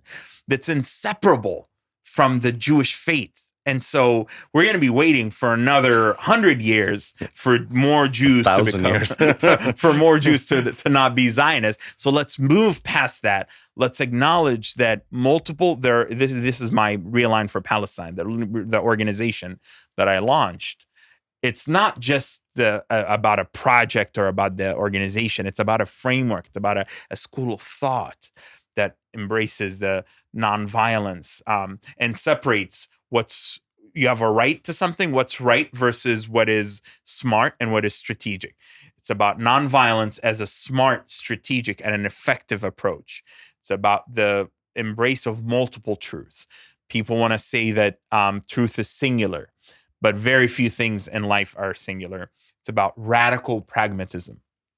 Pragmatism is a spectrum, but radical pragmatism embraces that I don't need all Palestinians to like and love Israelis or Jews, but I need them to acknowledge that at minimum, we cannot go up against Israel. We have had 78 years of trying resistance that has failed, that has produced more loss of land, more occupation, more deaths. Israel is a nuclear state. Israel is in the top 10 or 20 economies in the world. It's not going anywhere. It's really not going to happen. And at best, we're radically pragmatic to say, actually, Israel can be an incredible ally economically, from geostrategically, and on a variety of levels to help us build our nation and our statehood. So radical pragmatism creates a spectrum for everybody in Palestinian society to say, fine, don't like Zionists, don't like Jews, just don't start wars and don't start violence and acknowledge that they're here to stay. Or it says, if you actually work with Israel and you embrace the Israelis as partners, as allies, the gains and the benefits of that are going to be exponentially better for us. Yeah, what if Gaza could look like Tel Aviv in 20 years or something, right? Because I also want to ask you if you can describe daily life in Gaza when you live there, because Gaza is such a mystery to me. I've never been there, and I hear all these kinds of descriptions from one point to the other. Like somebody's describing Gaza as this outdoor prison, everybody living in tents, horrible conditions, which is probably true at some point also, or some areas. And while other things, I see videos online on Instagram and TikTok, seeing these pictures and videos of Gaza with hotels and shopping malls and restaurants and people driving in fancy cars and living a great lifestyle, and people eating outside in cafes. Can you describe Gaza to me? What is Gaza like? Certainly. So let's just do that in phases. Let's think about it in the 90s, for example, late 90s, as it was still slowly up and coming. There was the very beginning of things opening up, more money getting pumped in, both in terms of the local economy that was taking shape, in terms of aid money that was building economic sustainment. Then there's the second intifada, some of that plateaued. But then after 2005, this is what's ironic, is that you hear about, well, we'll get to the blockade in a second. Gaza, when I lived there, is a complicated place. It is a place that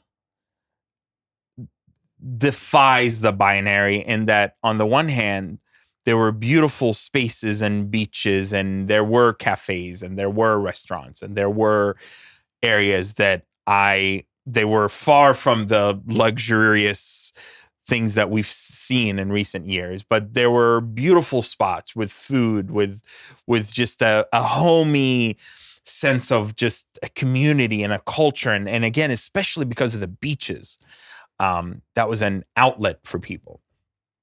Then there was life under the Second Intifada, in which we lost the industrial zone in the north. The checkpoints became a thing. The checkpoints, and this is another thing that's controversial, and I get in a lot of trouble for saying this, but sometimes the checkpoints are there for the settlers and for making life difficult. Sometimes I think the checkpoints are there in response to events that happen. Like, the checkpoints do follow a pattern of cause and effect in some cases. And this is very uncomfortable for people to hear. They don't like, but where I think it's funny, again, if you go to Palestinian social media in the West Bank, you'll hear about a checkpoint that was rolled back. Then an attacker comes in and does a stupid attack. And then 3 checkpoints come back instead of just 1 checkpoint. And you will see 99% of the commentary and those on like Facebook and others saying, who is this mercenary? Who is this disgusting person? Who is this horrible, horrible person to have basically done this useless attack that is now going to exponentially worsen all of our lives and our prospects. And so, but some of that was very true in Gaza because of Hamas attacks, because of Palestinian Islamic Jihad attacks. And sometimes it was just about the movement of settlers. So we still managed to go across the checkpoints. We would go to Rafah. I lived in Gaza City in the north. We would go down south to Rafah, to my mom's family home, which unfortunately was destroyed in this war, and all of them were killed. All of her family was killed in this war by a single Israeli bomb, including children 3 and 4 months old, just shredded to bits and pieces. And I still don't know why that house was hit. And so, like, there were beautiful moments and beautiful places. There was food, there was aid, there was UNRWA supplies, there was other, but like, this was the time of still limited resources. Then after the 2005 withdrawal, there was the blockade.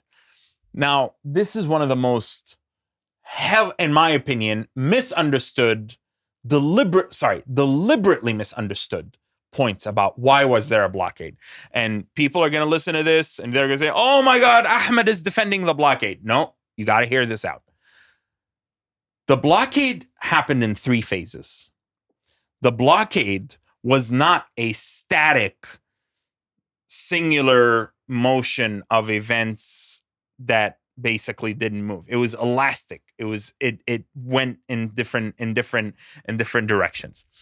The first phase of the blockade began in the spring of 2006, and it was the lighter version of the blockade when Hamas won the elections and refused to agree to basically the preconditions of the Oslo process, the recognition of Israel, the renunciation of violence, and to say, okay, we're going to be a political entity right now. So that was phase 1 of the blockade. Phase 2, so that was spring of 2006. Then a few months later, Hamas, and this is when I actually was in Egypt after I finished the exchange program and I was about to go back into Gaza. Hamas abducted Gilad Shalit, a young Israeli soldier, in June of 2006. And that triggered a mini war. And he was in captivity for 5 years in Gaza. That triggered phase 2 of the blockade, in which basically the restrictions against border movement of items in and out of Gaza. Then there was phase 3 of the blockade, in which Hamas took over Gaza, which ironically was also in June. It was a year later, also in June 14th, 2007, which is the very day of my political asylum interview in the United States. So I am intimately connected to like the different phases of the blockade because they happen at like times that like had deep personal impact to me. So that's why I don't just say, oh, well, Israel withdrew and then it put a blockade. Baloney. That is completely inaccurate. So I just mentioned 3 phases of the blockade. from 2007, I would say, until 2009 is when it was like the harshest in terms of calculating the number of calories that people need to go in. People need to not like have malnutrition, like very minimal. And these are items, by the way, people have on the pro-Israel side, they're like, oh, well, Israel is feeding them. Israel is like, this is not charity. Israel's not paying anything. Israel's actually getting paid. Uh, there's two types of items coming in to the Gaza Strip. There's humanitarian items for the UN, humanitarian organizations, and those are bought and paid for by UN, international orgs, donor countries. And then there is commercial stuff that are bought and paid for by merchants, business people, traders, commercial items. And they're often bought from Israel, but also they're bought from other markets. And Israel actually has fees for the use of, like, Israel essentially is not paying for it and actually makes a little bit of money off of it. So in 2010, then things began loosening up slowly, particularly after the Obama administration came in. John Kerry, who was secretary, he was secretary later, but he was an envoy. But in 2009 and in 2010, the Obama administration said to Israel, "Come on, like some of these items, like really, they're unhelpful. Like why crayons were on the list of restricted items, and pasta." So then things loosened up in 2010. They loosened up, but they didn't loosen up in the sense of like everything just opened. It's just more commercial goods were allowed in. Meanwhile, the whole ethos of Hamas at this time was, we're going to smuggle, we're going to build rockets, we're going to build tunnels, and we're going to shoot at Israel. And this was before the Iron Dome.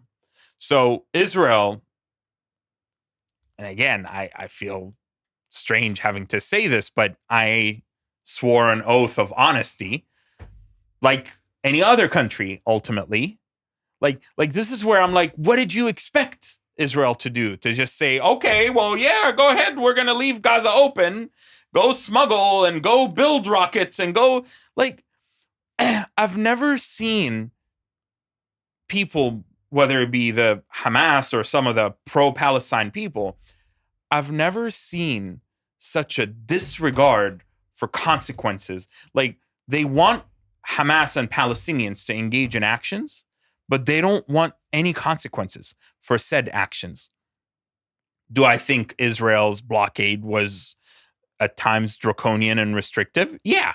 Do I think it made sense that Israel, like any other country, the U.S., Saudi Arabia put a blockade on Yemen. Egypt put a blockade on its own territory in Sinai when there was ISIS. Like, Syria, the Assad regime put blockade on different areas when the different militias were there.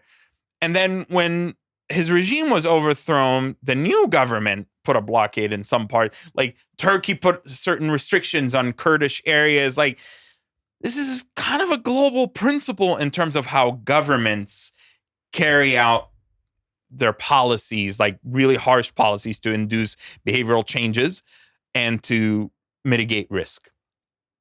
And so then Gaza started really things loosening up. And then you started having shopping malls.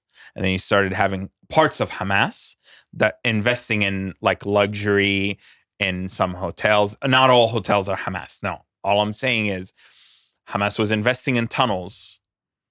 There were smuggling tunnels. There were commercial tunnels along the Egypt borders.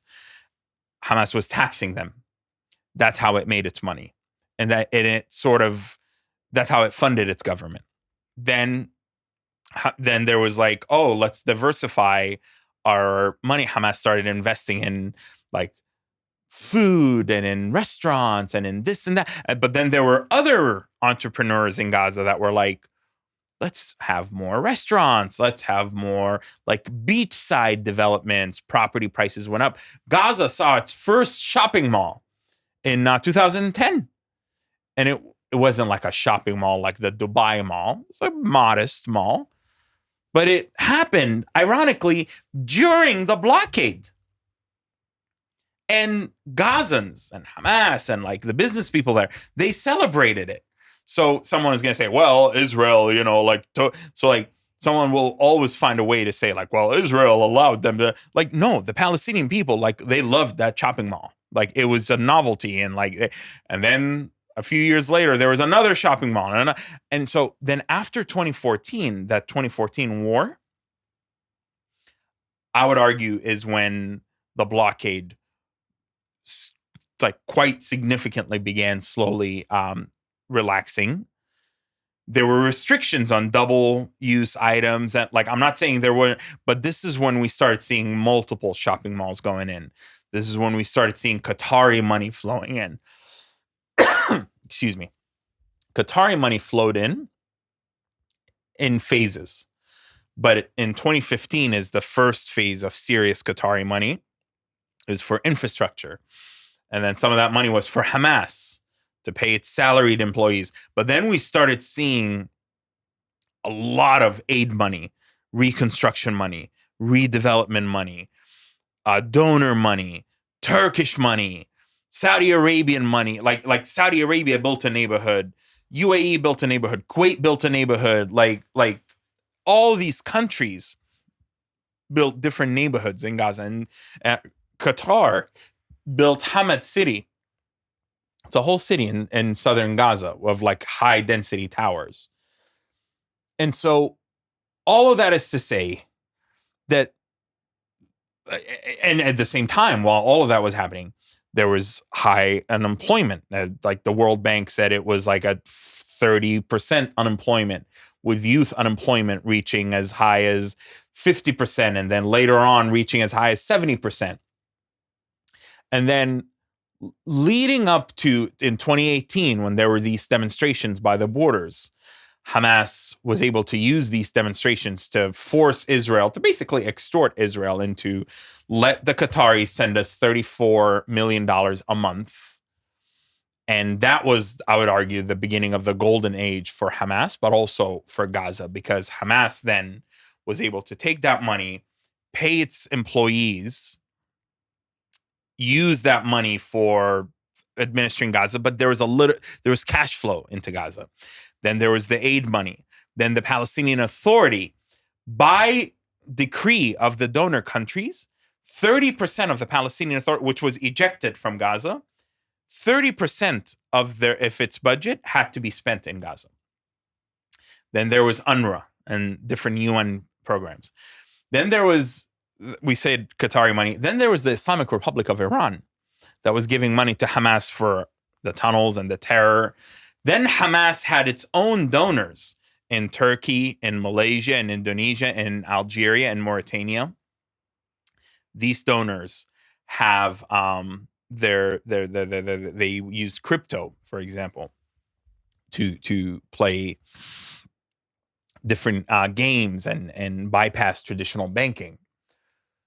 So as much as Gaza was under a blockade and restrictions, and there was like money coming in from a whole variety of sources, and the streets like were looking really nice. Like Gaza, in comparison to parts of the Middle East, was a 5-star hotel, man. So this narrative defies that idea that Gaza was an Auschwitz, that Gaza was a concentration camp, that Gaza, like, there's some truth to the idea of it being a quasi-prison, in that the main exit was Egypt, which always extorted Gazans for money, even before October 7th. It was a smaller amount. You have to pay like $500 to $600 to get out.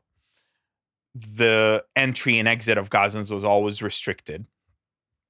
But there were people getting in and out of Gaza. You could get in and out. Hamas, of course, had a lot of influence on who could get in and out. Some Palestinians were actually going to Israel and or to the West Bank for treatment. My sister actually left Gaza in 2016 and she lives in Jerusalem, and she went to the Hebrew University and got her PhD she's an advanced cancer researcher. So and then you hear, but then people come back and say, oh, well, 70% of Gazans were on aid. This is also going to sound really controversial, but there was unequal and unequitable distribution of the money, but also Gaza was the welfare queen of the world. It just became flush with aid and money coming in. And so everybody, everybody was on aid because the distribution of the money was uneven. There wasn't sustainable development.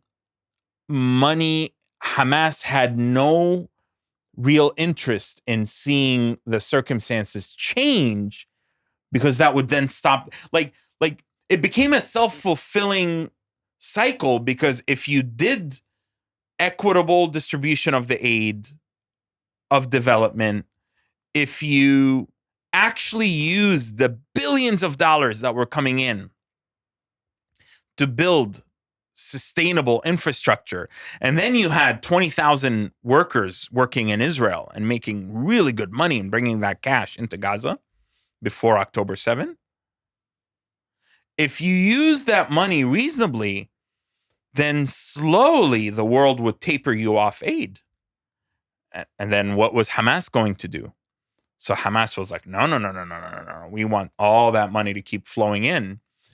And apparently there were parts of Hamas that thought this is just going to be an ongoing gravy train.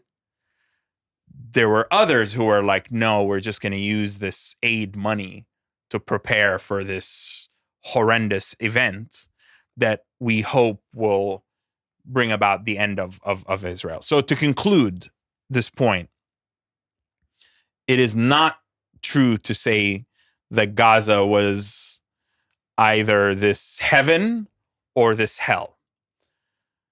Gaza was way better off than many parts of the Arab and Muslim world and the Middle East. At the same time, Gaza did have poverty. Gaza had overcrowding. Gaza had too many people. Gaza's infrastructure was an amalgamation. It was never designed for that many people. It was never systematically built and created in a smooth flowing manner. And that's where it defies the simplistic sloganeering. People want to say, oh, it was Israel turned it into an Auschwitz and that's why they rebelled. Bananas and balonies. That is absolutely not true. Gaza, if Hamas had made different choices, was very capable of being exponentially better off than it was before 10/7, and it could have truly been one of the best places in the Middle East.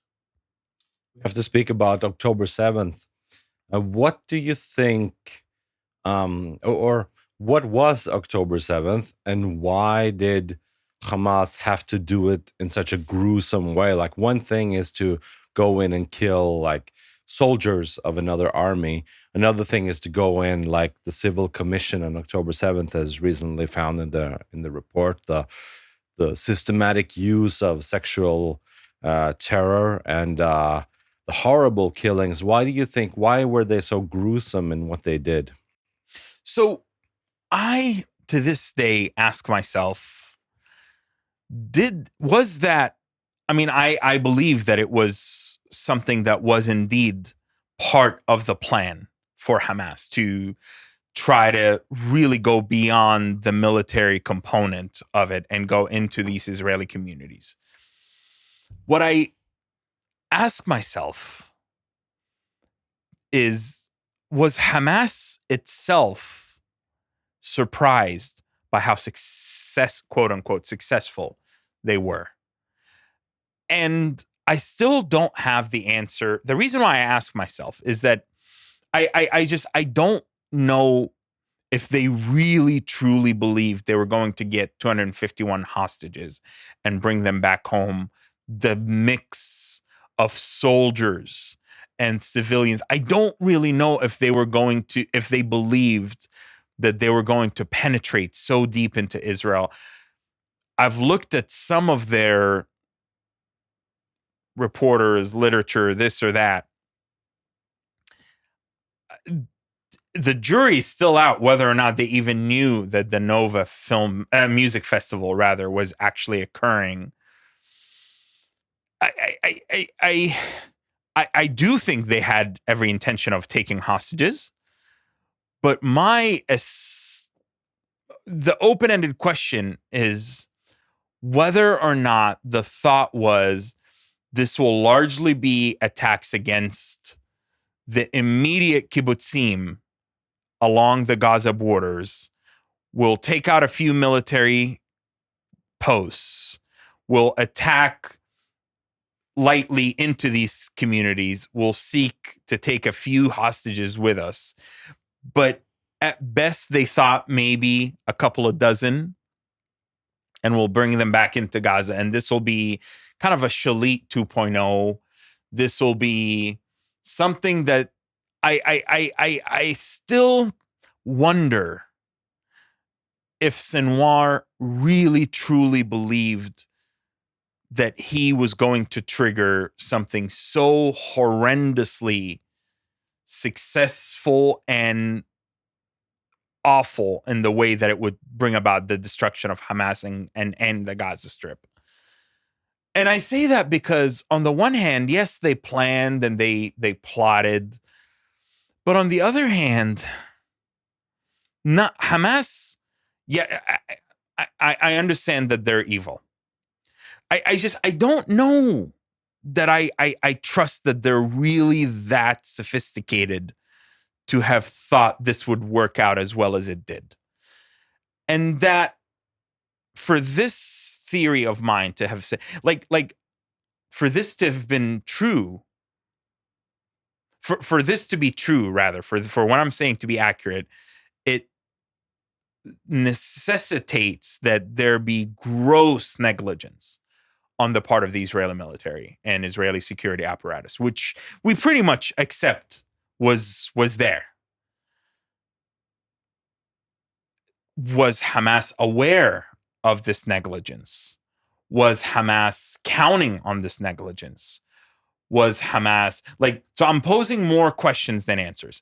On the other hand, what I do believe strongly is that this decision to launch October 7th was very much so a narrow, the political leadership of the group long time before it were aware that the group had the capability of launching an attack that could be very devastating. I don't for a second believe that they had any idea about the scale, the specifics, the dates, the time. I think this was Sinwar, Dave, and Marwan Issa. The three, and especially mainly Sinwar and Dave deciding to launch this attack. I think it was also Iran. I think Iran put them up to it. I don't believe that they sat there and said, with Iran, we're going to launch at this time. I think they maintained immense operational security. But Iran and Hezbollah knew that something was coming. They didn't know the timing. And I honestly doubt that they knew the scale of either the scale or the scale of success of this. And so, because I have gone through in a variety of different directions, but why is this important to think about? Because I mean, I do think it's important. Obviously a lot of people would be like, well, it doesn't matter. We're here. We're stuck with where we're at. But I just wonder, Hamas, because I have heard, you better believe after all the work that I do, I mean, I have a lot of guys who talk to Hamas. I speak to journalists, Palestinian journalists who study Hamas. I get intelligence about Hamas and what they're thinking. And during the war, and still right now, but Hamas themselves were very upset by how this has gone down. What sense? They believe that this was a mistake. this destroyed the group, this destroyed Gaza, this caused damage to the Palestinian cause, that this has reversed Hamas's gains for 30 years. Like Hamas, the elements of Hamas. Hamas is not monolithic from within. There's camps and groups within Hamas. There are camps and groups within Hamas that think the war went on for too long. The destruction of Gaza went on for too long. Hamas is being held responsible for basically, Hamas will forever be responsible for breaking Gaza. And that Hamas is ultimately nothing in the West Bank. Hamas, its real power was in deterrence in Gaza by the weapons and the tunnels that it had. Hamas's power was not in using the tunnels and the weapons. Like before October 7th, Israel didn't really want to go into Gaza because it knew it was going to be bloody and messy and as it turned out to be.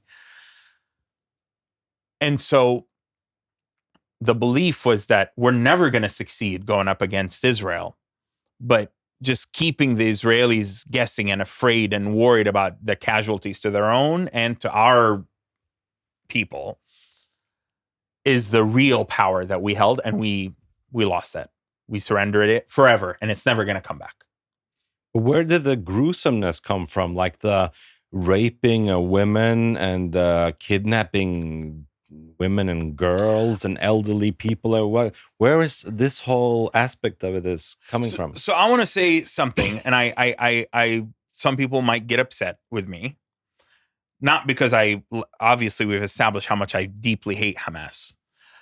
I believe strongly that there's a higher chance than not, because of what I said about they likely were like, oh, okay, like this is the plan, but like they didn't really anticipate this level of success, access to Israeli civilians, access to Israeli women, access to resources, having almost an entire day or 18 hours or 12 hours in some places or 6 hours with no real resistance from the Israeli military. I think what that then ended up doing is at an individual cell levels, because Hamas is different brigades from the south and the center, and they're unified through a broad command structure. But like I said, Palestinians in Gaza are different than Palestinians in the West Bank. Palestinians in the land are different than Palestinians abroad. Palestinians in Gaza City are different than Palestinians in central Gaza, are very different than Palestinians in southern Gaza. So there are like regional differences. Palestinians in Gaza, Hamas in Gaza City, for example, like Hamas is largely from a lot of these refugee camps. Hamas largely recruits from, in some areas, from refugee camp populations. In other areas, it recruits from what you call locals. They have some elements who are from tribes or clans. They have some who are a little bit from Bedouins, not a lot, but some from Bedouins. So what am I trying to say here? I'm trying to say that different cells within Hamas, different groups, ultimately behave differently. And this is my theory. Some of this gruesomeness, while there was a directive to be ferocious, gruesome, whatever you want to say, in the overall attack and be fearless and go in and and grab them and take them, I think the unanticipated success just created this animal drive in some of these people. And they were like, oh, like we're in charge. Like all of a sudden we control Israelis. Like all of a sudden we have like one-on-one dynamic, but we have power over them. There's no Israeli military telling us what or pushing us back.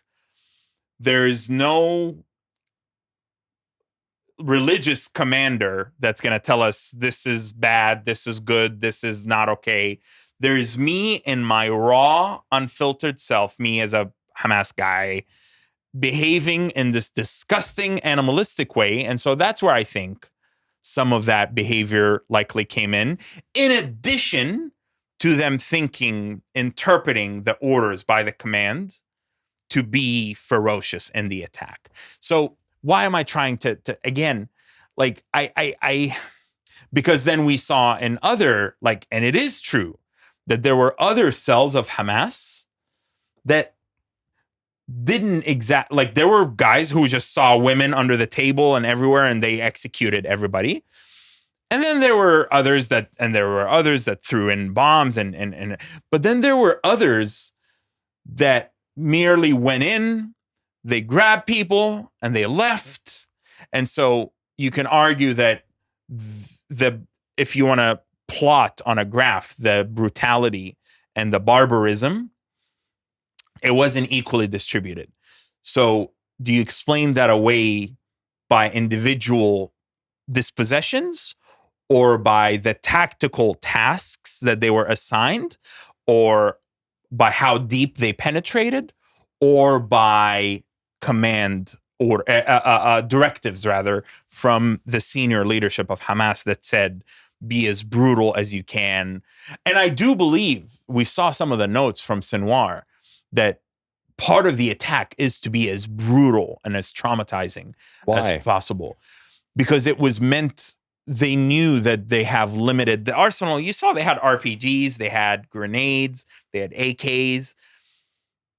I think the brutality that they were going to inflict was not from 2,000-pound bombs.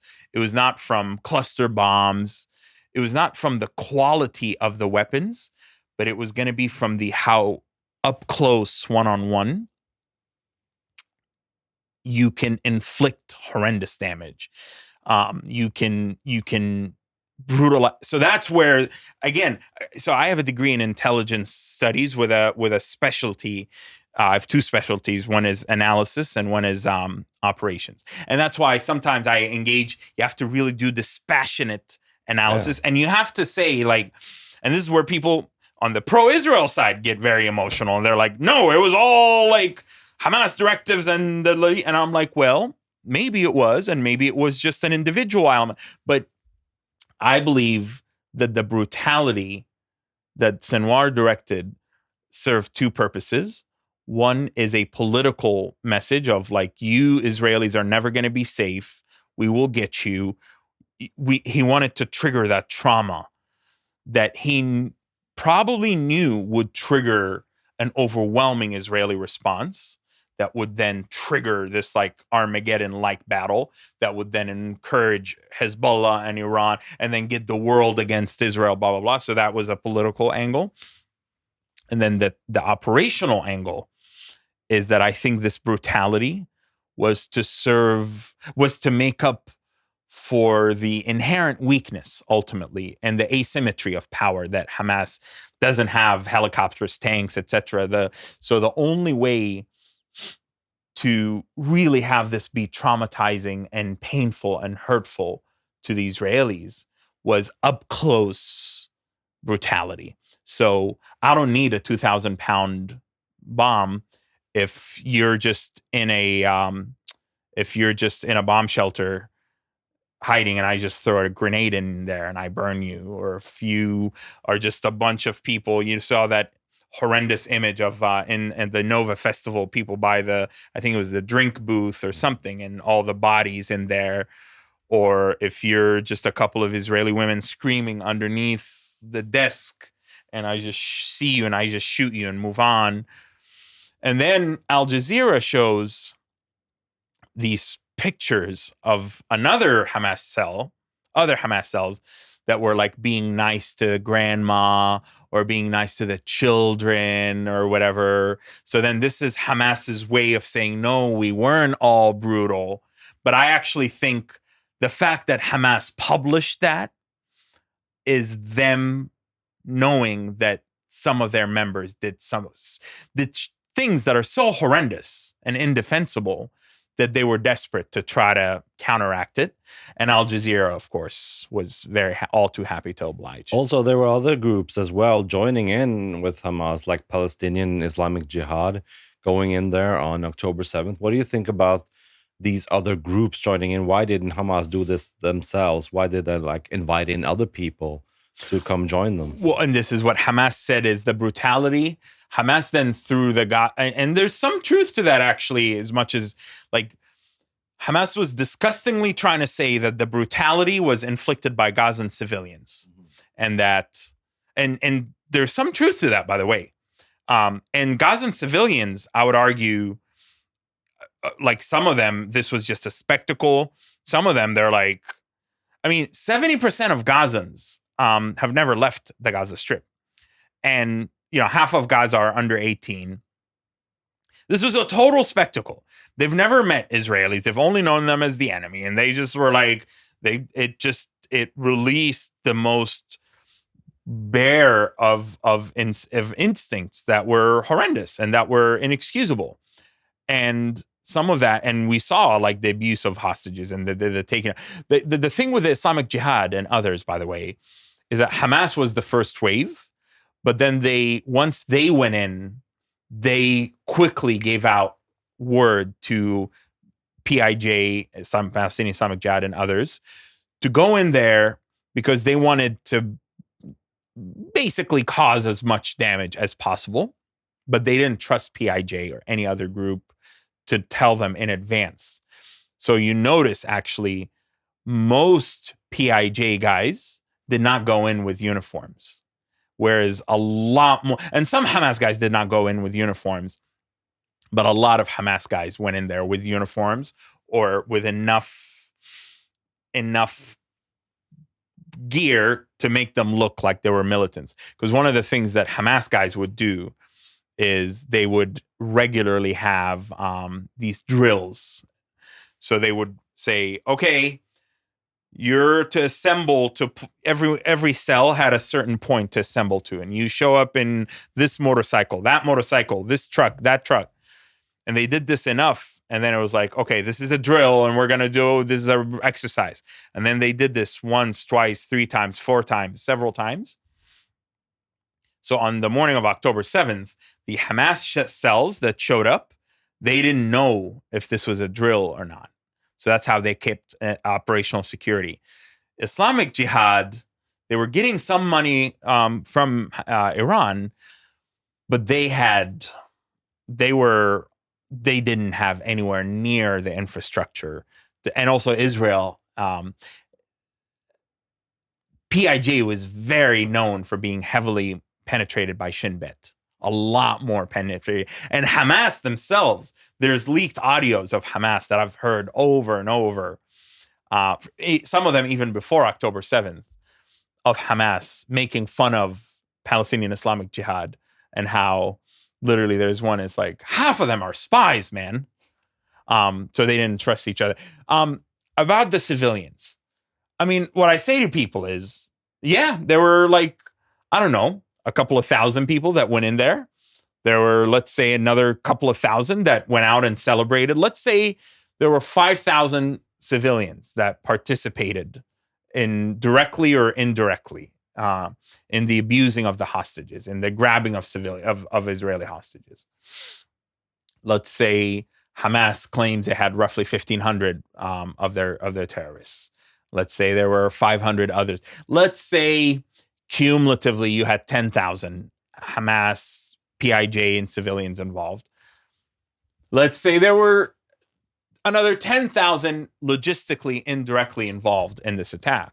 You're still talking about 20,000 people, of whom you saw maybe 3,000 to 4,000 in these footage, out of 2.3 million people, of whom half are under the age of 18. Hamas is estimated to have had 25, maybe 30,000 fighters. And then they probably have another 100 to 200,000 members, of actual members. Let's say the same about Islamic Jihad and these other groups. They have 100,000 members. Like, that still gives you 300,000 people estimated out of a population of 2.3. That still leaves 2 million people in Gaza. Even if they supported Hamas's actions privately or in their own thoughts or whatever.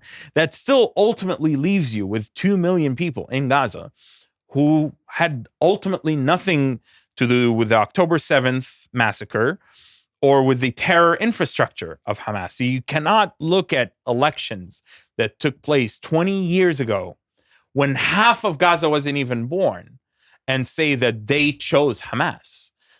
Hamas that is well expired beyond its mandate. Hamas that didn't run on a resistance ticket. It ran on, change and reform, which is very common with the Islamic jihad, with the Islamist groups like the Muslim Brotherhood in Egypt or in Turkey with Erdogan's party.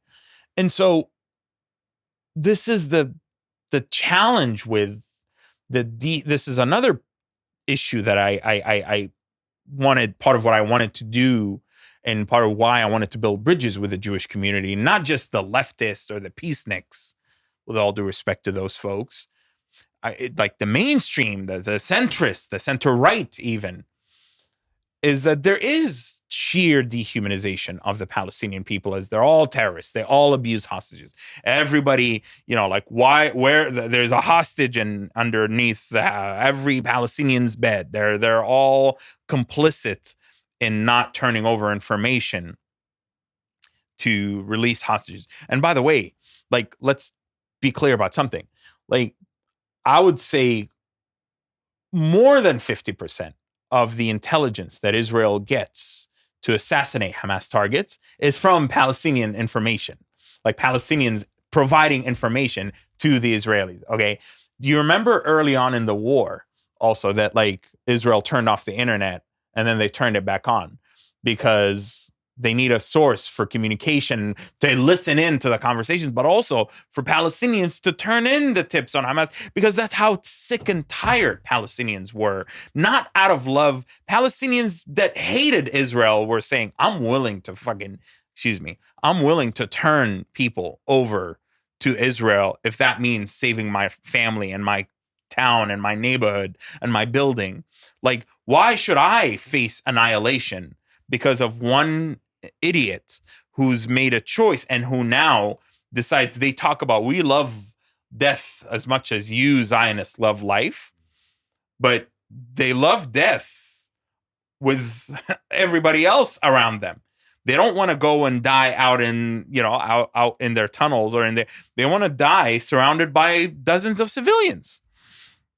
And so this is, if we want to talk about balance, we want to talk about nuance, and maybe this is a good notion to there's one more point that I really want to make to close on, because I know we've gone on for a little bit, that leaves us on a more optimistic note, but to just really drive home the point that it is not accurate to say that Palestinians supported or support October 7th en masse. In Gaza, I'm talking, not in the West Bank. Don't talk to me about the West Bank. But even if some support October 7th, it doesn't mean you murder them. It doesn't mean you kill them. It doesn't mean you bomb them, okay? There are many Israeli civilians that support Ben Gvir and Smotrich and support bombing Palestinian civilians. And they say, kill the civilians, kill the children, kill this. That doesn't mean you go and kill them, because everybody has a chance to eventually, people are angry, people say things, people make their minds, people get transformed. And to simply judge Palestinians by the behavior of Hamas, by the behavior of the pro-Palestine movement, by the behavior of Palestinian leadership, to not understand that the Palestinian people are so horribly ill and misrepresented, to not understand that, I think it further undermines any attempt to actually just be informed. You don't have to like the Palestinians, but just be informed about who are these people, what are they thinking, what is informing their thought process, why are they saying what they're saying, doing what they're doing, and what is this about? And so if just as much as I encourage the Palestinian people, especially in Gaza, to learn more about the Jewish community, the Zionist self-identifying Zionists, not Zionists as a slur, but self-identifying Zionists, the pro-Israel community, and certainly Israelis.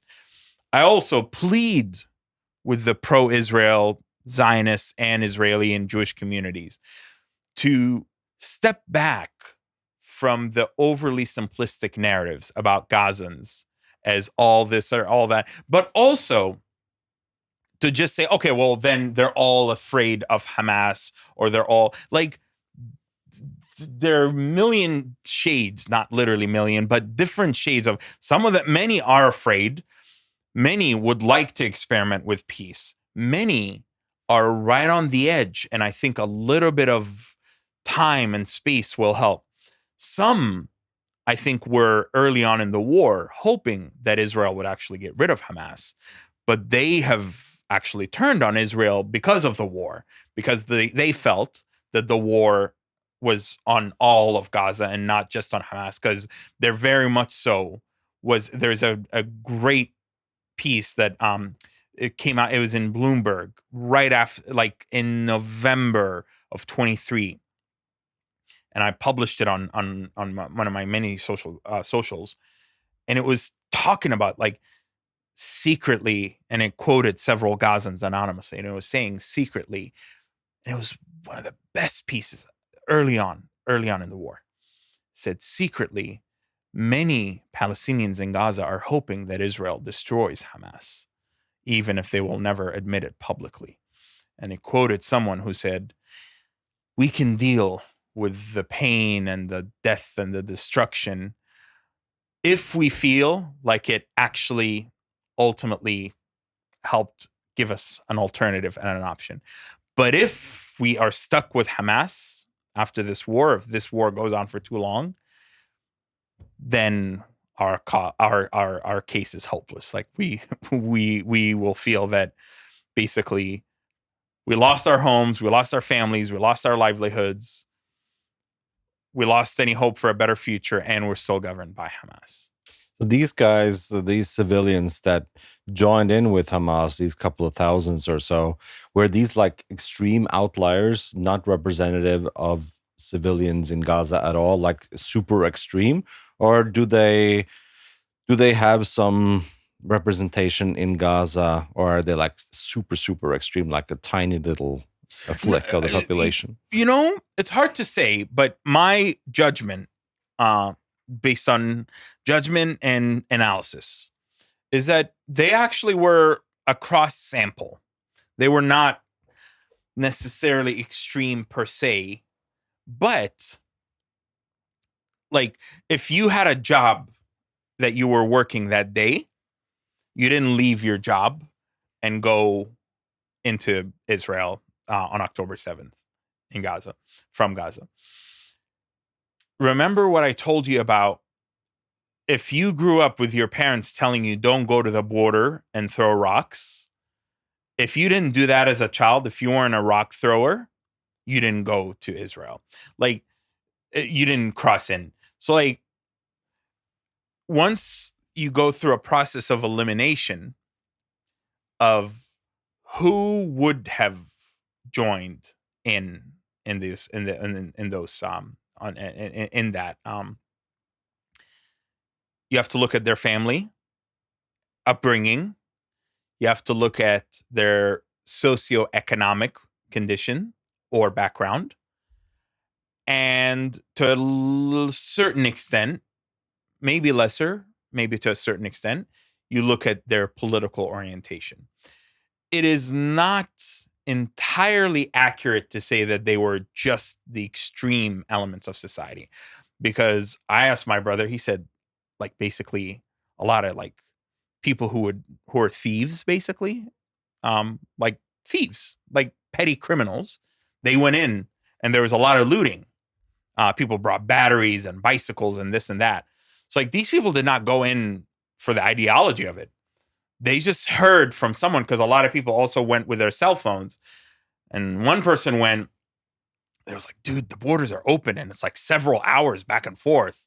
And so there were like people on tuk-tuks and pickup trucks. And they were like, dude, like, this is open. There's a lot of like cars and batteries and tents. And scrap aluminum and like, come on, like, and people told people, and then there was like imagery on social media and whatever. It's like, so it's running the whole gamut. And then, sure, yes, I'm absolutely, there's an element that went in because these are like the Hamas members, the Hamas membership is different than being a Hamas militant. Hamas membership is just like you're loosely affiliated with the group at the mosque. You go to their events, they'll give you a coupon. You go to their healthcare center, whatever. But you're into their ideology and political program, but you're not part of the militancy apparatus. And so, yeah, like it's that I would say it's fair to assess as as diverse. But like if you're from a higher socioeconomic class, if you were working, if you were risk averse due to your parental cautioning, if you were you didn't go in on that day. And then the question then is like those who were in the street, those who were dragging hostages back, or those that had hostages on motorcycles, or those that, like, it would be interesting to look at some of those individuals and assess, did some of that horrendous and animalistic behavior, was some of that induced partially by their political orientation? Interesting. What do you think Israel should have done after October 7th? I think definitely I would have created a much cleaner, a much better. First of all, this north to south strategy, I think was incredibly ill-advised. I think they should have attacked along the entirety of the Gaza axis, because that would have simultaneously cleared the eastern, north to south, east to west. It would have cleared the entirety, a nice chunk of the territory that then you use to move civilians to and separate them from the militant group.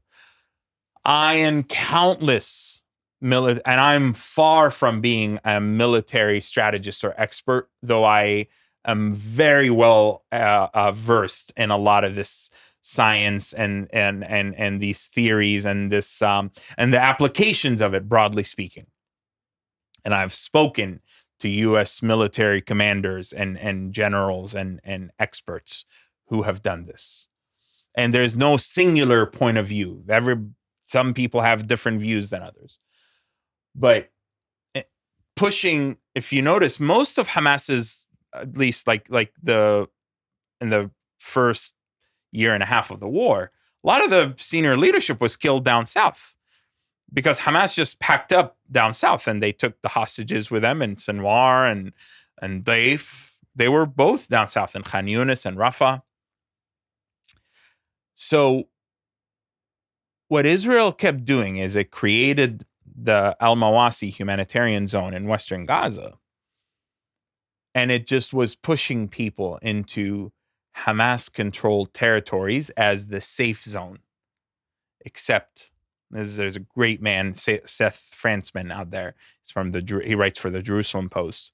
But he writes about this because he witnessed it in Raqqa and in Syria. Like it was such a foolish strategy to push civilians into Hamas-controlled territories, because then Hamas was hiding amongst the civilians, and then Israel was bombing Hamas targets in the tent areas, in the safe zones.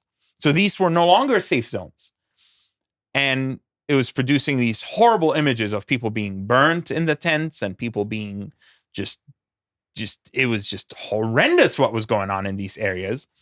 And yes, the terrorists were hiding there, but that's the whole point, is once you knew that Hamas is going to leverage civilian casualties to make Israel look bad, accuse it of genocide, and inflame global opinion, which is exactly succeeded according to plan. Israel just kept going. It kept playing with Hamas's strategy. And so, like right now, for example, if you look at like my biggest concern is Israel controls 60% of Gaza along the so-called yellow zone that emerged after yellow line emerged after the ceasefire in October of 25. And it's about to control 70% of Gaza. And so you're going to have 2 million people further squeezed into 30%, and you're going to keep fighting Hamas in with 2 million people, and 30% of Gaza is a tiny area. I mean, that is going to be a concentration camp unless you start moving civilians out and across. You check them biometrics, you check their IDs, you search people, you make sure there are no weapons, you make sure there's no Hamas coming in. That's what Israel should have done as the strategy. Instead of north to south, push 1 million people down south into Hamas-controlled territory, you should have attacked along the 3 axes, slowly, methodically. And once you push and say to people, go west, that's the safe zone. Once you've cleared enough territory, you create the equivalent of the yellow line that we have right now. You harden it, you check people, and then you move them. And then once they move across this line, you don't go to a tent beyond in the safe line and you bomb it. So that's number one. Number two is, I think Israel, like we hear about the International Stabilization Force. The Israelis are paranoid. I understand that. But early on, if you didn't want the Palestinian Authority, you should have created and let some kind of a small contingency of if you didn't want to call it peacekeeping, you call it policing, international policing mission. That way you, Israel, didn't have to directly police and provide for this, because Israel doesn't ultimately want to be responsible for the Gazans. So you create security that somebody else has to run security beyond the line, beyond the yellow line. That way your rear is secure. And if you end up having a problem with someone, instead of going to bomb them, you send this police force and you say, I have this person, that person, go get him or go do something with him. So inviting, and you didn't want to bring in the Palestinian Authority, fine. But you invite an international, you bring in elements of the Europeans, you bring in elements, doesn't have to be a UN mission, but something other than Israel to provide security for those Palestinians. That way you, Israel, are not responsible for Gaza. You're already kind of baking in an exit strategy. You can be in charge of Gaza's security long-term to make sure there's no October 7th, they don't rebuild. You can, the tunnels, the smuggling, etc. You can address that, but it's not through total occupation. It's not through being present in all of Gaza. And even Yoav Gallant, Israeli security defense minister, said that himself to rebuke Netanyahu and the far-right guys. So I would say those two strategies, if they were adopted early in the war, Israel would have been able to, and then have in those areas, have the humanitarian support that be provided all to the Gazans there. Because guess what? Hamas can't divert it. Hamas can't steal it. I think that would have minimized civilian casualties. It would have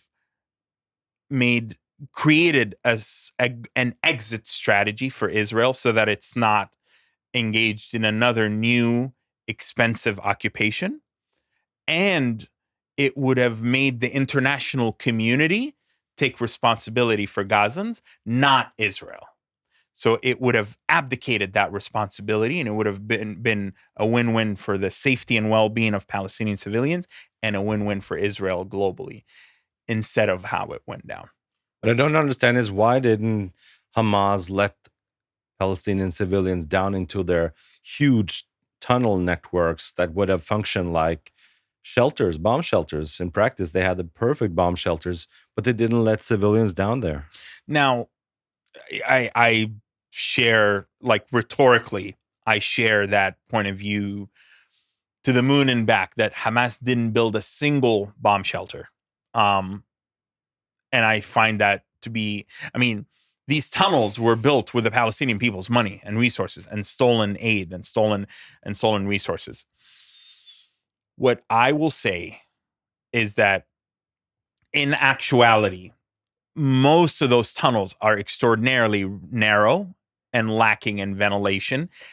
Practically speaking, they wouldn't have worked. Practically speaking, they because Hamas never intended for them to be shelters for civilians. They mainly wanted them to be shelters for some of their leaders, some of their small units for their fighters, and then later on they repurposed them for the hostages, to hold hostages towards the end of the war, when Israel was retrieving hostages above ground. The tunnels were also mainly designed for quick shoot and scoot. And I think also, realistically, if Israel was destroying these tunnels and trying to flood them with seawater, trying to plug them, trying to do this, trying to do that, like, I don't see how you could safely really have. And also, Israel was using a variety of underground bombs. I don't really see how you can viably use that for it. But that doesn't negate the point of, like, yeah, like Hamas and one of their leaders, Musa Abu Marzouk, early on in the war, like an Arabic and I think it was Al Arabiya. I think it was an Arab and Al Arabiya. It was an Arabic reporter that asked him, "So you built all these tunnels for yourself? Like, you guys haven't built shelters, underground shelters for the civilian population in Gaza? Like I'm curious about that." And he says, "Well, Gazans are mainly refugees. That's the responsibility of the UN and UNRWA. The international community has to take care of Gazans, but we built these shelters to protect ourselves."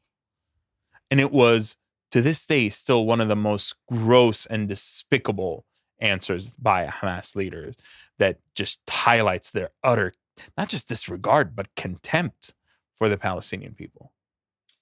Do you agree with Israel after October 7th that they had to go and destroy Hamas? Oh, absolutely. Like, I mean, I don't dispute the fact that Israel, like any other nation, would have had to respond to October 7th. I would argue that the United States, even early on, like before the war, there were many voices that were trying to say, how you do this, like, will really, really matter. Like, the drive for revenge is so understandable, but ultimately, vengeance is not a winning strategy. And it's going to undermine Israel, and you're going to, like, right now, you have a lot of political capital. Use it wisely. The world, like, it's sort of like how the United States after 9/11 had, like, most of the world was, like, very supportive of the United States. And, like, most people didn't really mind the campaign against Afghanistan. But once the US went to war with Iraq, everyone was like, oh, what? Like, what? Similarly, I actually think most, like, people were, like, very sympathetic to Israel, and single worst day attack in the country's history, and against the Jewish people since the Shoah. But very quickly, like, the worst assessments of, you could turn tactical victories into strategic defeats. And I'm not even arguing necessarily that Israel is strategically. Someone could say that Israel may have strategically won. Someone may argue that Israel has strategically lost, in the sense that 2.5 years, you still have, like, right now, you're stuck with the worst of both worlds, because, like, I don't know. I don't know that Israel has the political capital internationally. Maybe they feel that they do, but even with Trump, to, like, go into Gaza and, quote unquote, finish the job per se. But I especially don't believe that Israel has really learned much from the last 2.5 years. Like I worry that they're going to fight the same kind of war, and like there's a lot of arrogance among some Israeli commanders that think that we don't need to use the counterinsurgency and counterterrorism lessons that the United States has deployed, that we're going to fight this as a war rather than a counterinsurgency effort, which entails you have to build goodwill with the population. You remove the population, you separate the population, like we did with the United States, and helped with in Mosul in Iraq. I mean, you separate the population out, even if you think the population itself has people that may support Hamas. It doesn't matter as long as they're not a gun carrying element, and you check them and you verify them and you look at their ID and you look at their person. They are technically a civilian. It doesn't matter what they ultimately believe in their mind. Those civilians have to be physically separated from the danger zone to protect the civilians, to give you, the military, more room to maneuver and conduct kinetic operations, and most importantly, to rob the terror group from the ability to hide behind those civilians and use them as shields. And that's why ISIS itself wouldn't let civilians escape. And so I have been talking to Israelis, and I have goodwill and good relations with a lot of Israeli officials. Nothing is happening across the yellow line. Like and I'm not saying that Israel itself needs to build shelters and this and that, but like work with the international community, do the things that I said about opening things up, and create a real timeline and a map for how you intend to let this area, like make it clear that you're not trying to take over Gaza territory and that your interests there are purely security. Instead, what has emerged, I think, is a school of thought, and within a lot of figures within the current Israeli political establishment that don't really care about any of that. All they care about is using as much territory of Gaza as possible as buffer zone. Because that's the ultimate security strategy, is just create a serious buffer between Palestinians in Gaza and Israel proper. The problem with that is that there are so many political and geostrategic disadvantages with this strategy that even with just, I mean, yes, Trump is very sympathetic to Israel and will let you do whatever you want to do, but ultimately, this is not a real winning strategy. Hamas, by the way, right now is seriously and severely heavily degraded. They're trying to rebuild their capabilities. They're trying to rebuild some of the tunnels, etc. But this is all for defensive purposes. We're in the part of Gaza that they still control, defensive in anticipation of the Israelis going back in. And it's primarily as a threat to the Palestinian civilians. Hamas in Gaza right now, like 95% confidence, is not a real threat to Israel anymore. They could lob maybe a couple of missiles here and there that the Iron Dome will intercept. But in terms of their missile inventory, in terms of they are thoroughly penetrated, how do you think Israel's just picking off their leaders one after the other? They are thoroughly exposed. It is very easy to recruit, especially because now Israel has those anti-Hamas militias in Gaza. It's also very easy to recruit informants for the Shin Bet and for Amman, the Israeli military intelligence. And so, like, my God, like my guy, like you've made progress. Like, you have tactical victories. Like, build upon them. Like, achieve. Like, start empowering people like Ahmed. I'm not saying I want to be the viceroy of Gaza or the governor of Gaza. I'm just simply saying, like, start creating spaces where you can say, okay, we'll So let's start moving the population here. We'll create, we want to clear Gaza. We don't want to take over Gaza, but we want to have the ability to do security, whatever. But let's have this international force, and we'll work with them. We'll create separation between us. Like, the sky is the limit in terms of actual ideas that you can implement and do and achieve. But it appears that, and also there's a gap now, like between the professional cadre within the Israeli military class and the political cadre of the current Israeli government. Which, yes, Smotrich and Ben Gvir, they don't make decisions per se on the war, but they have immense influence over the decisions.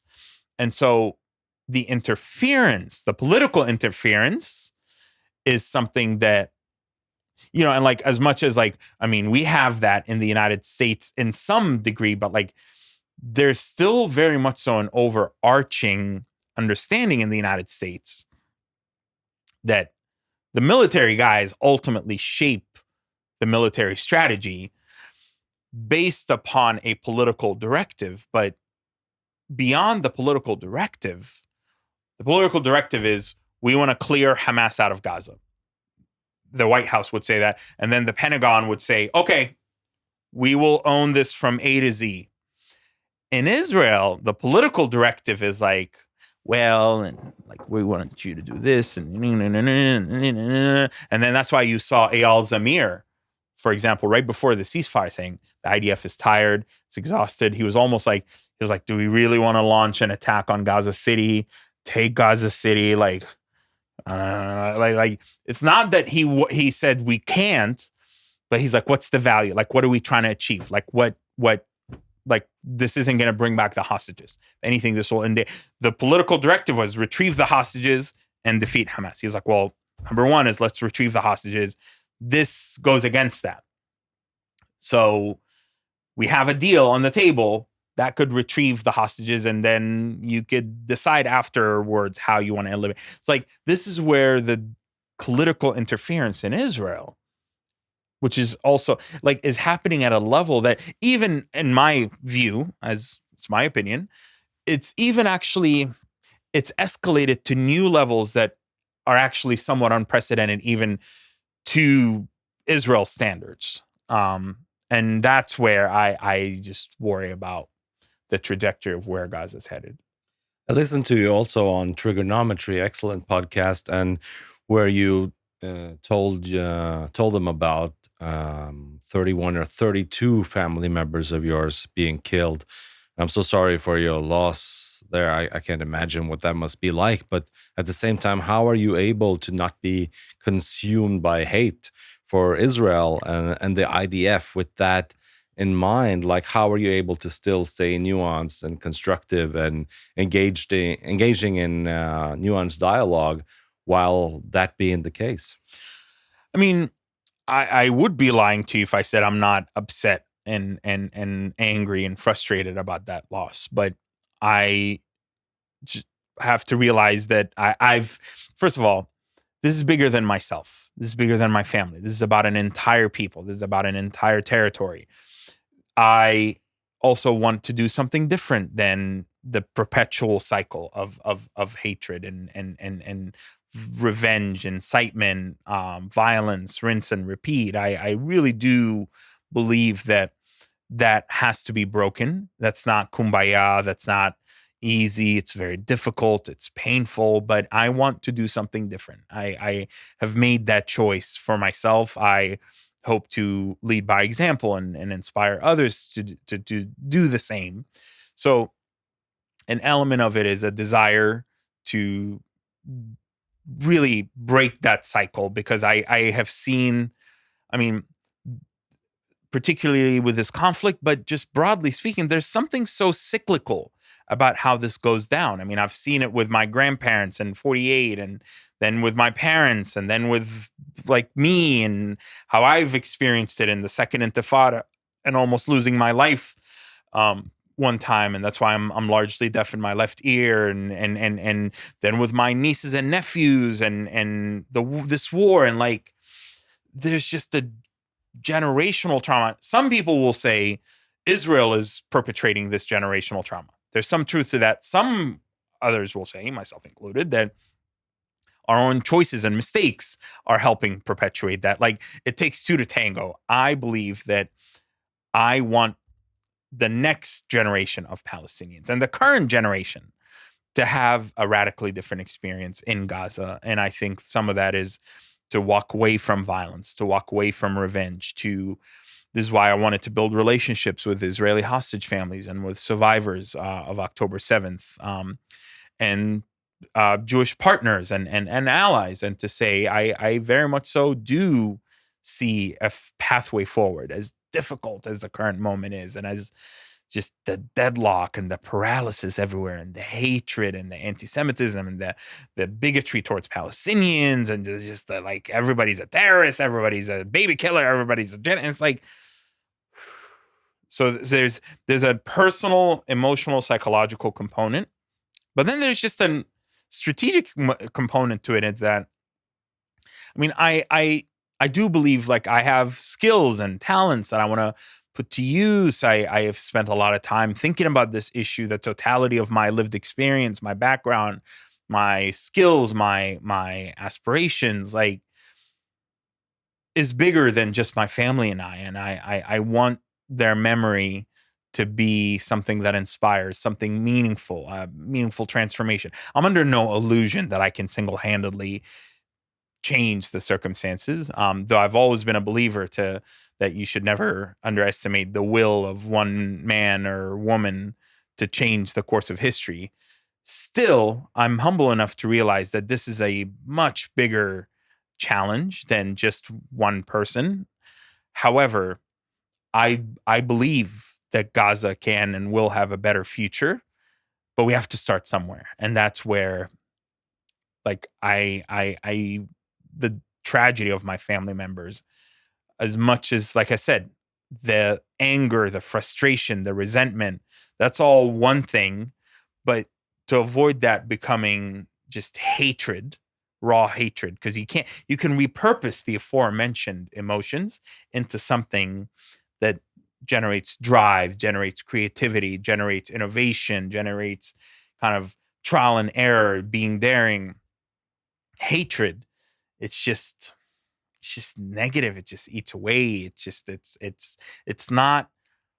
I have not. Maybe some people can. I have not been able to repurpose hate when I felt it in the past. What's your vision for Gaza? Like, if you could choose from top shelf, like what would you like the future of Gaza to look like?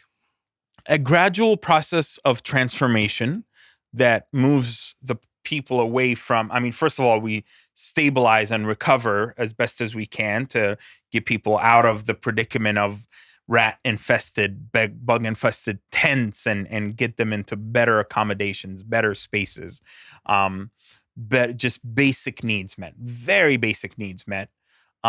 Once we stabilize that, then a gradual transformation that is bigger than just rebuilding. I want a renaissance. I want rejuvenation. I want the reconstitution of Gaza to be something more, something defined by who we are as a people rather than our opposition to Israel, something that allows for the unleashing of our people's talents. We have the lowest illiteracy rates in the world. We are some of the most highly educated in the region. Like, the transformation should seek to take us away from the armed resistance narrative and towards the nation building agenda in pursuit of the coexistence and ultimately peace narrative. And notice the sequencing there, because it's a journey, because the population is traumatized. The population has had decades worth of history and baggage. And some of that is understandable. Some of that was injected in there, and you have to go through a process of de-radicalization. And furthermore, like, the identity itself, I think is very, like, what is our identity? Who are we as a people? And so I believe that Gaza's future can be bright. I believe that Gaza's people can rise very much so from the ashes of this. In order to get there, though, it's not enough to just rebuild destroyed homes. And in fact, I would want to leverage the reconstruction process to some of these changes, though. I mean, while you want buy-in, you also have to force people into a new process. I'm sorry, you live on international aid. The whole world is paying for your life, for your communities that have been destroyed time and again. And so this has to be Gaza's last war. There is no more aid, unconditional aid. This aid is part of a new covenant of the international community with Gazans, it should be of Gazans' new leadership with their people, and of Gazans amongst themselves and within their own identity, that the next phase of resistance, if you will, is resisting the drive towards annihilation and the destruction of our national project, of our just and urgent aspirations for independent and freedom and self-determination. It's to resist any attempts at our subjugation to destructive ideologies or religious fantasies. It's to resist those who want to push us toward end of time Armageddon prophecies, and to actually focus on building the best version, becoming the best version of ourselves, and building a viable future that is not aid dependent, does not just mean Palestine as the opposition to Israel or opposition to Zionism or opposition to the existence of the Jewish people in there, but it's the existence of a compelling project for economic development, for science, for the arts, for the literature, for free trade, for Gaza becoming a nation that's looking to the sea to build something different. So, Ahmed, thank you so much for being here on my podcast and coming here and shedding light in your perspectives and your analysis and your nuanced way of thinking around these complicated issues. Well, thank you so much for having me. I really appreciate it. And it's hard to have these conversations in parts of Europe, to be honest. It's people think that I'm a Palestinian from Gaza and they want to project onto me what they think I should believe and think. And so it's refreshing that there's still space for me to actually not have to conform, and not that I ever will conform to what others think and want me to say, but I really appreciate that, and that's why I have a special place in my heart for Oslo and being in here. So thank you for having me. Thank you.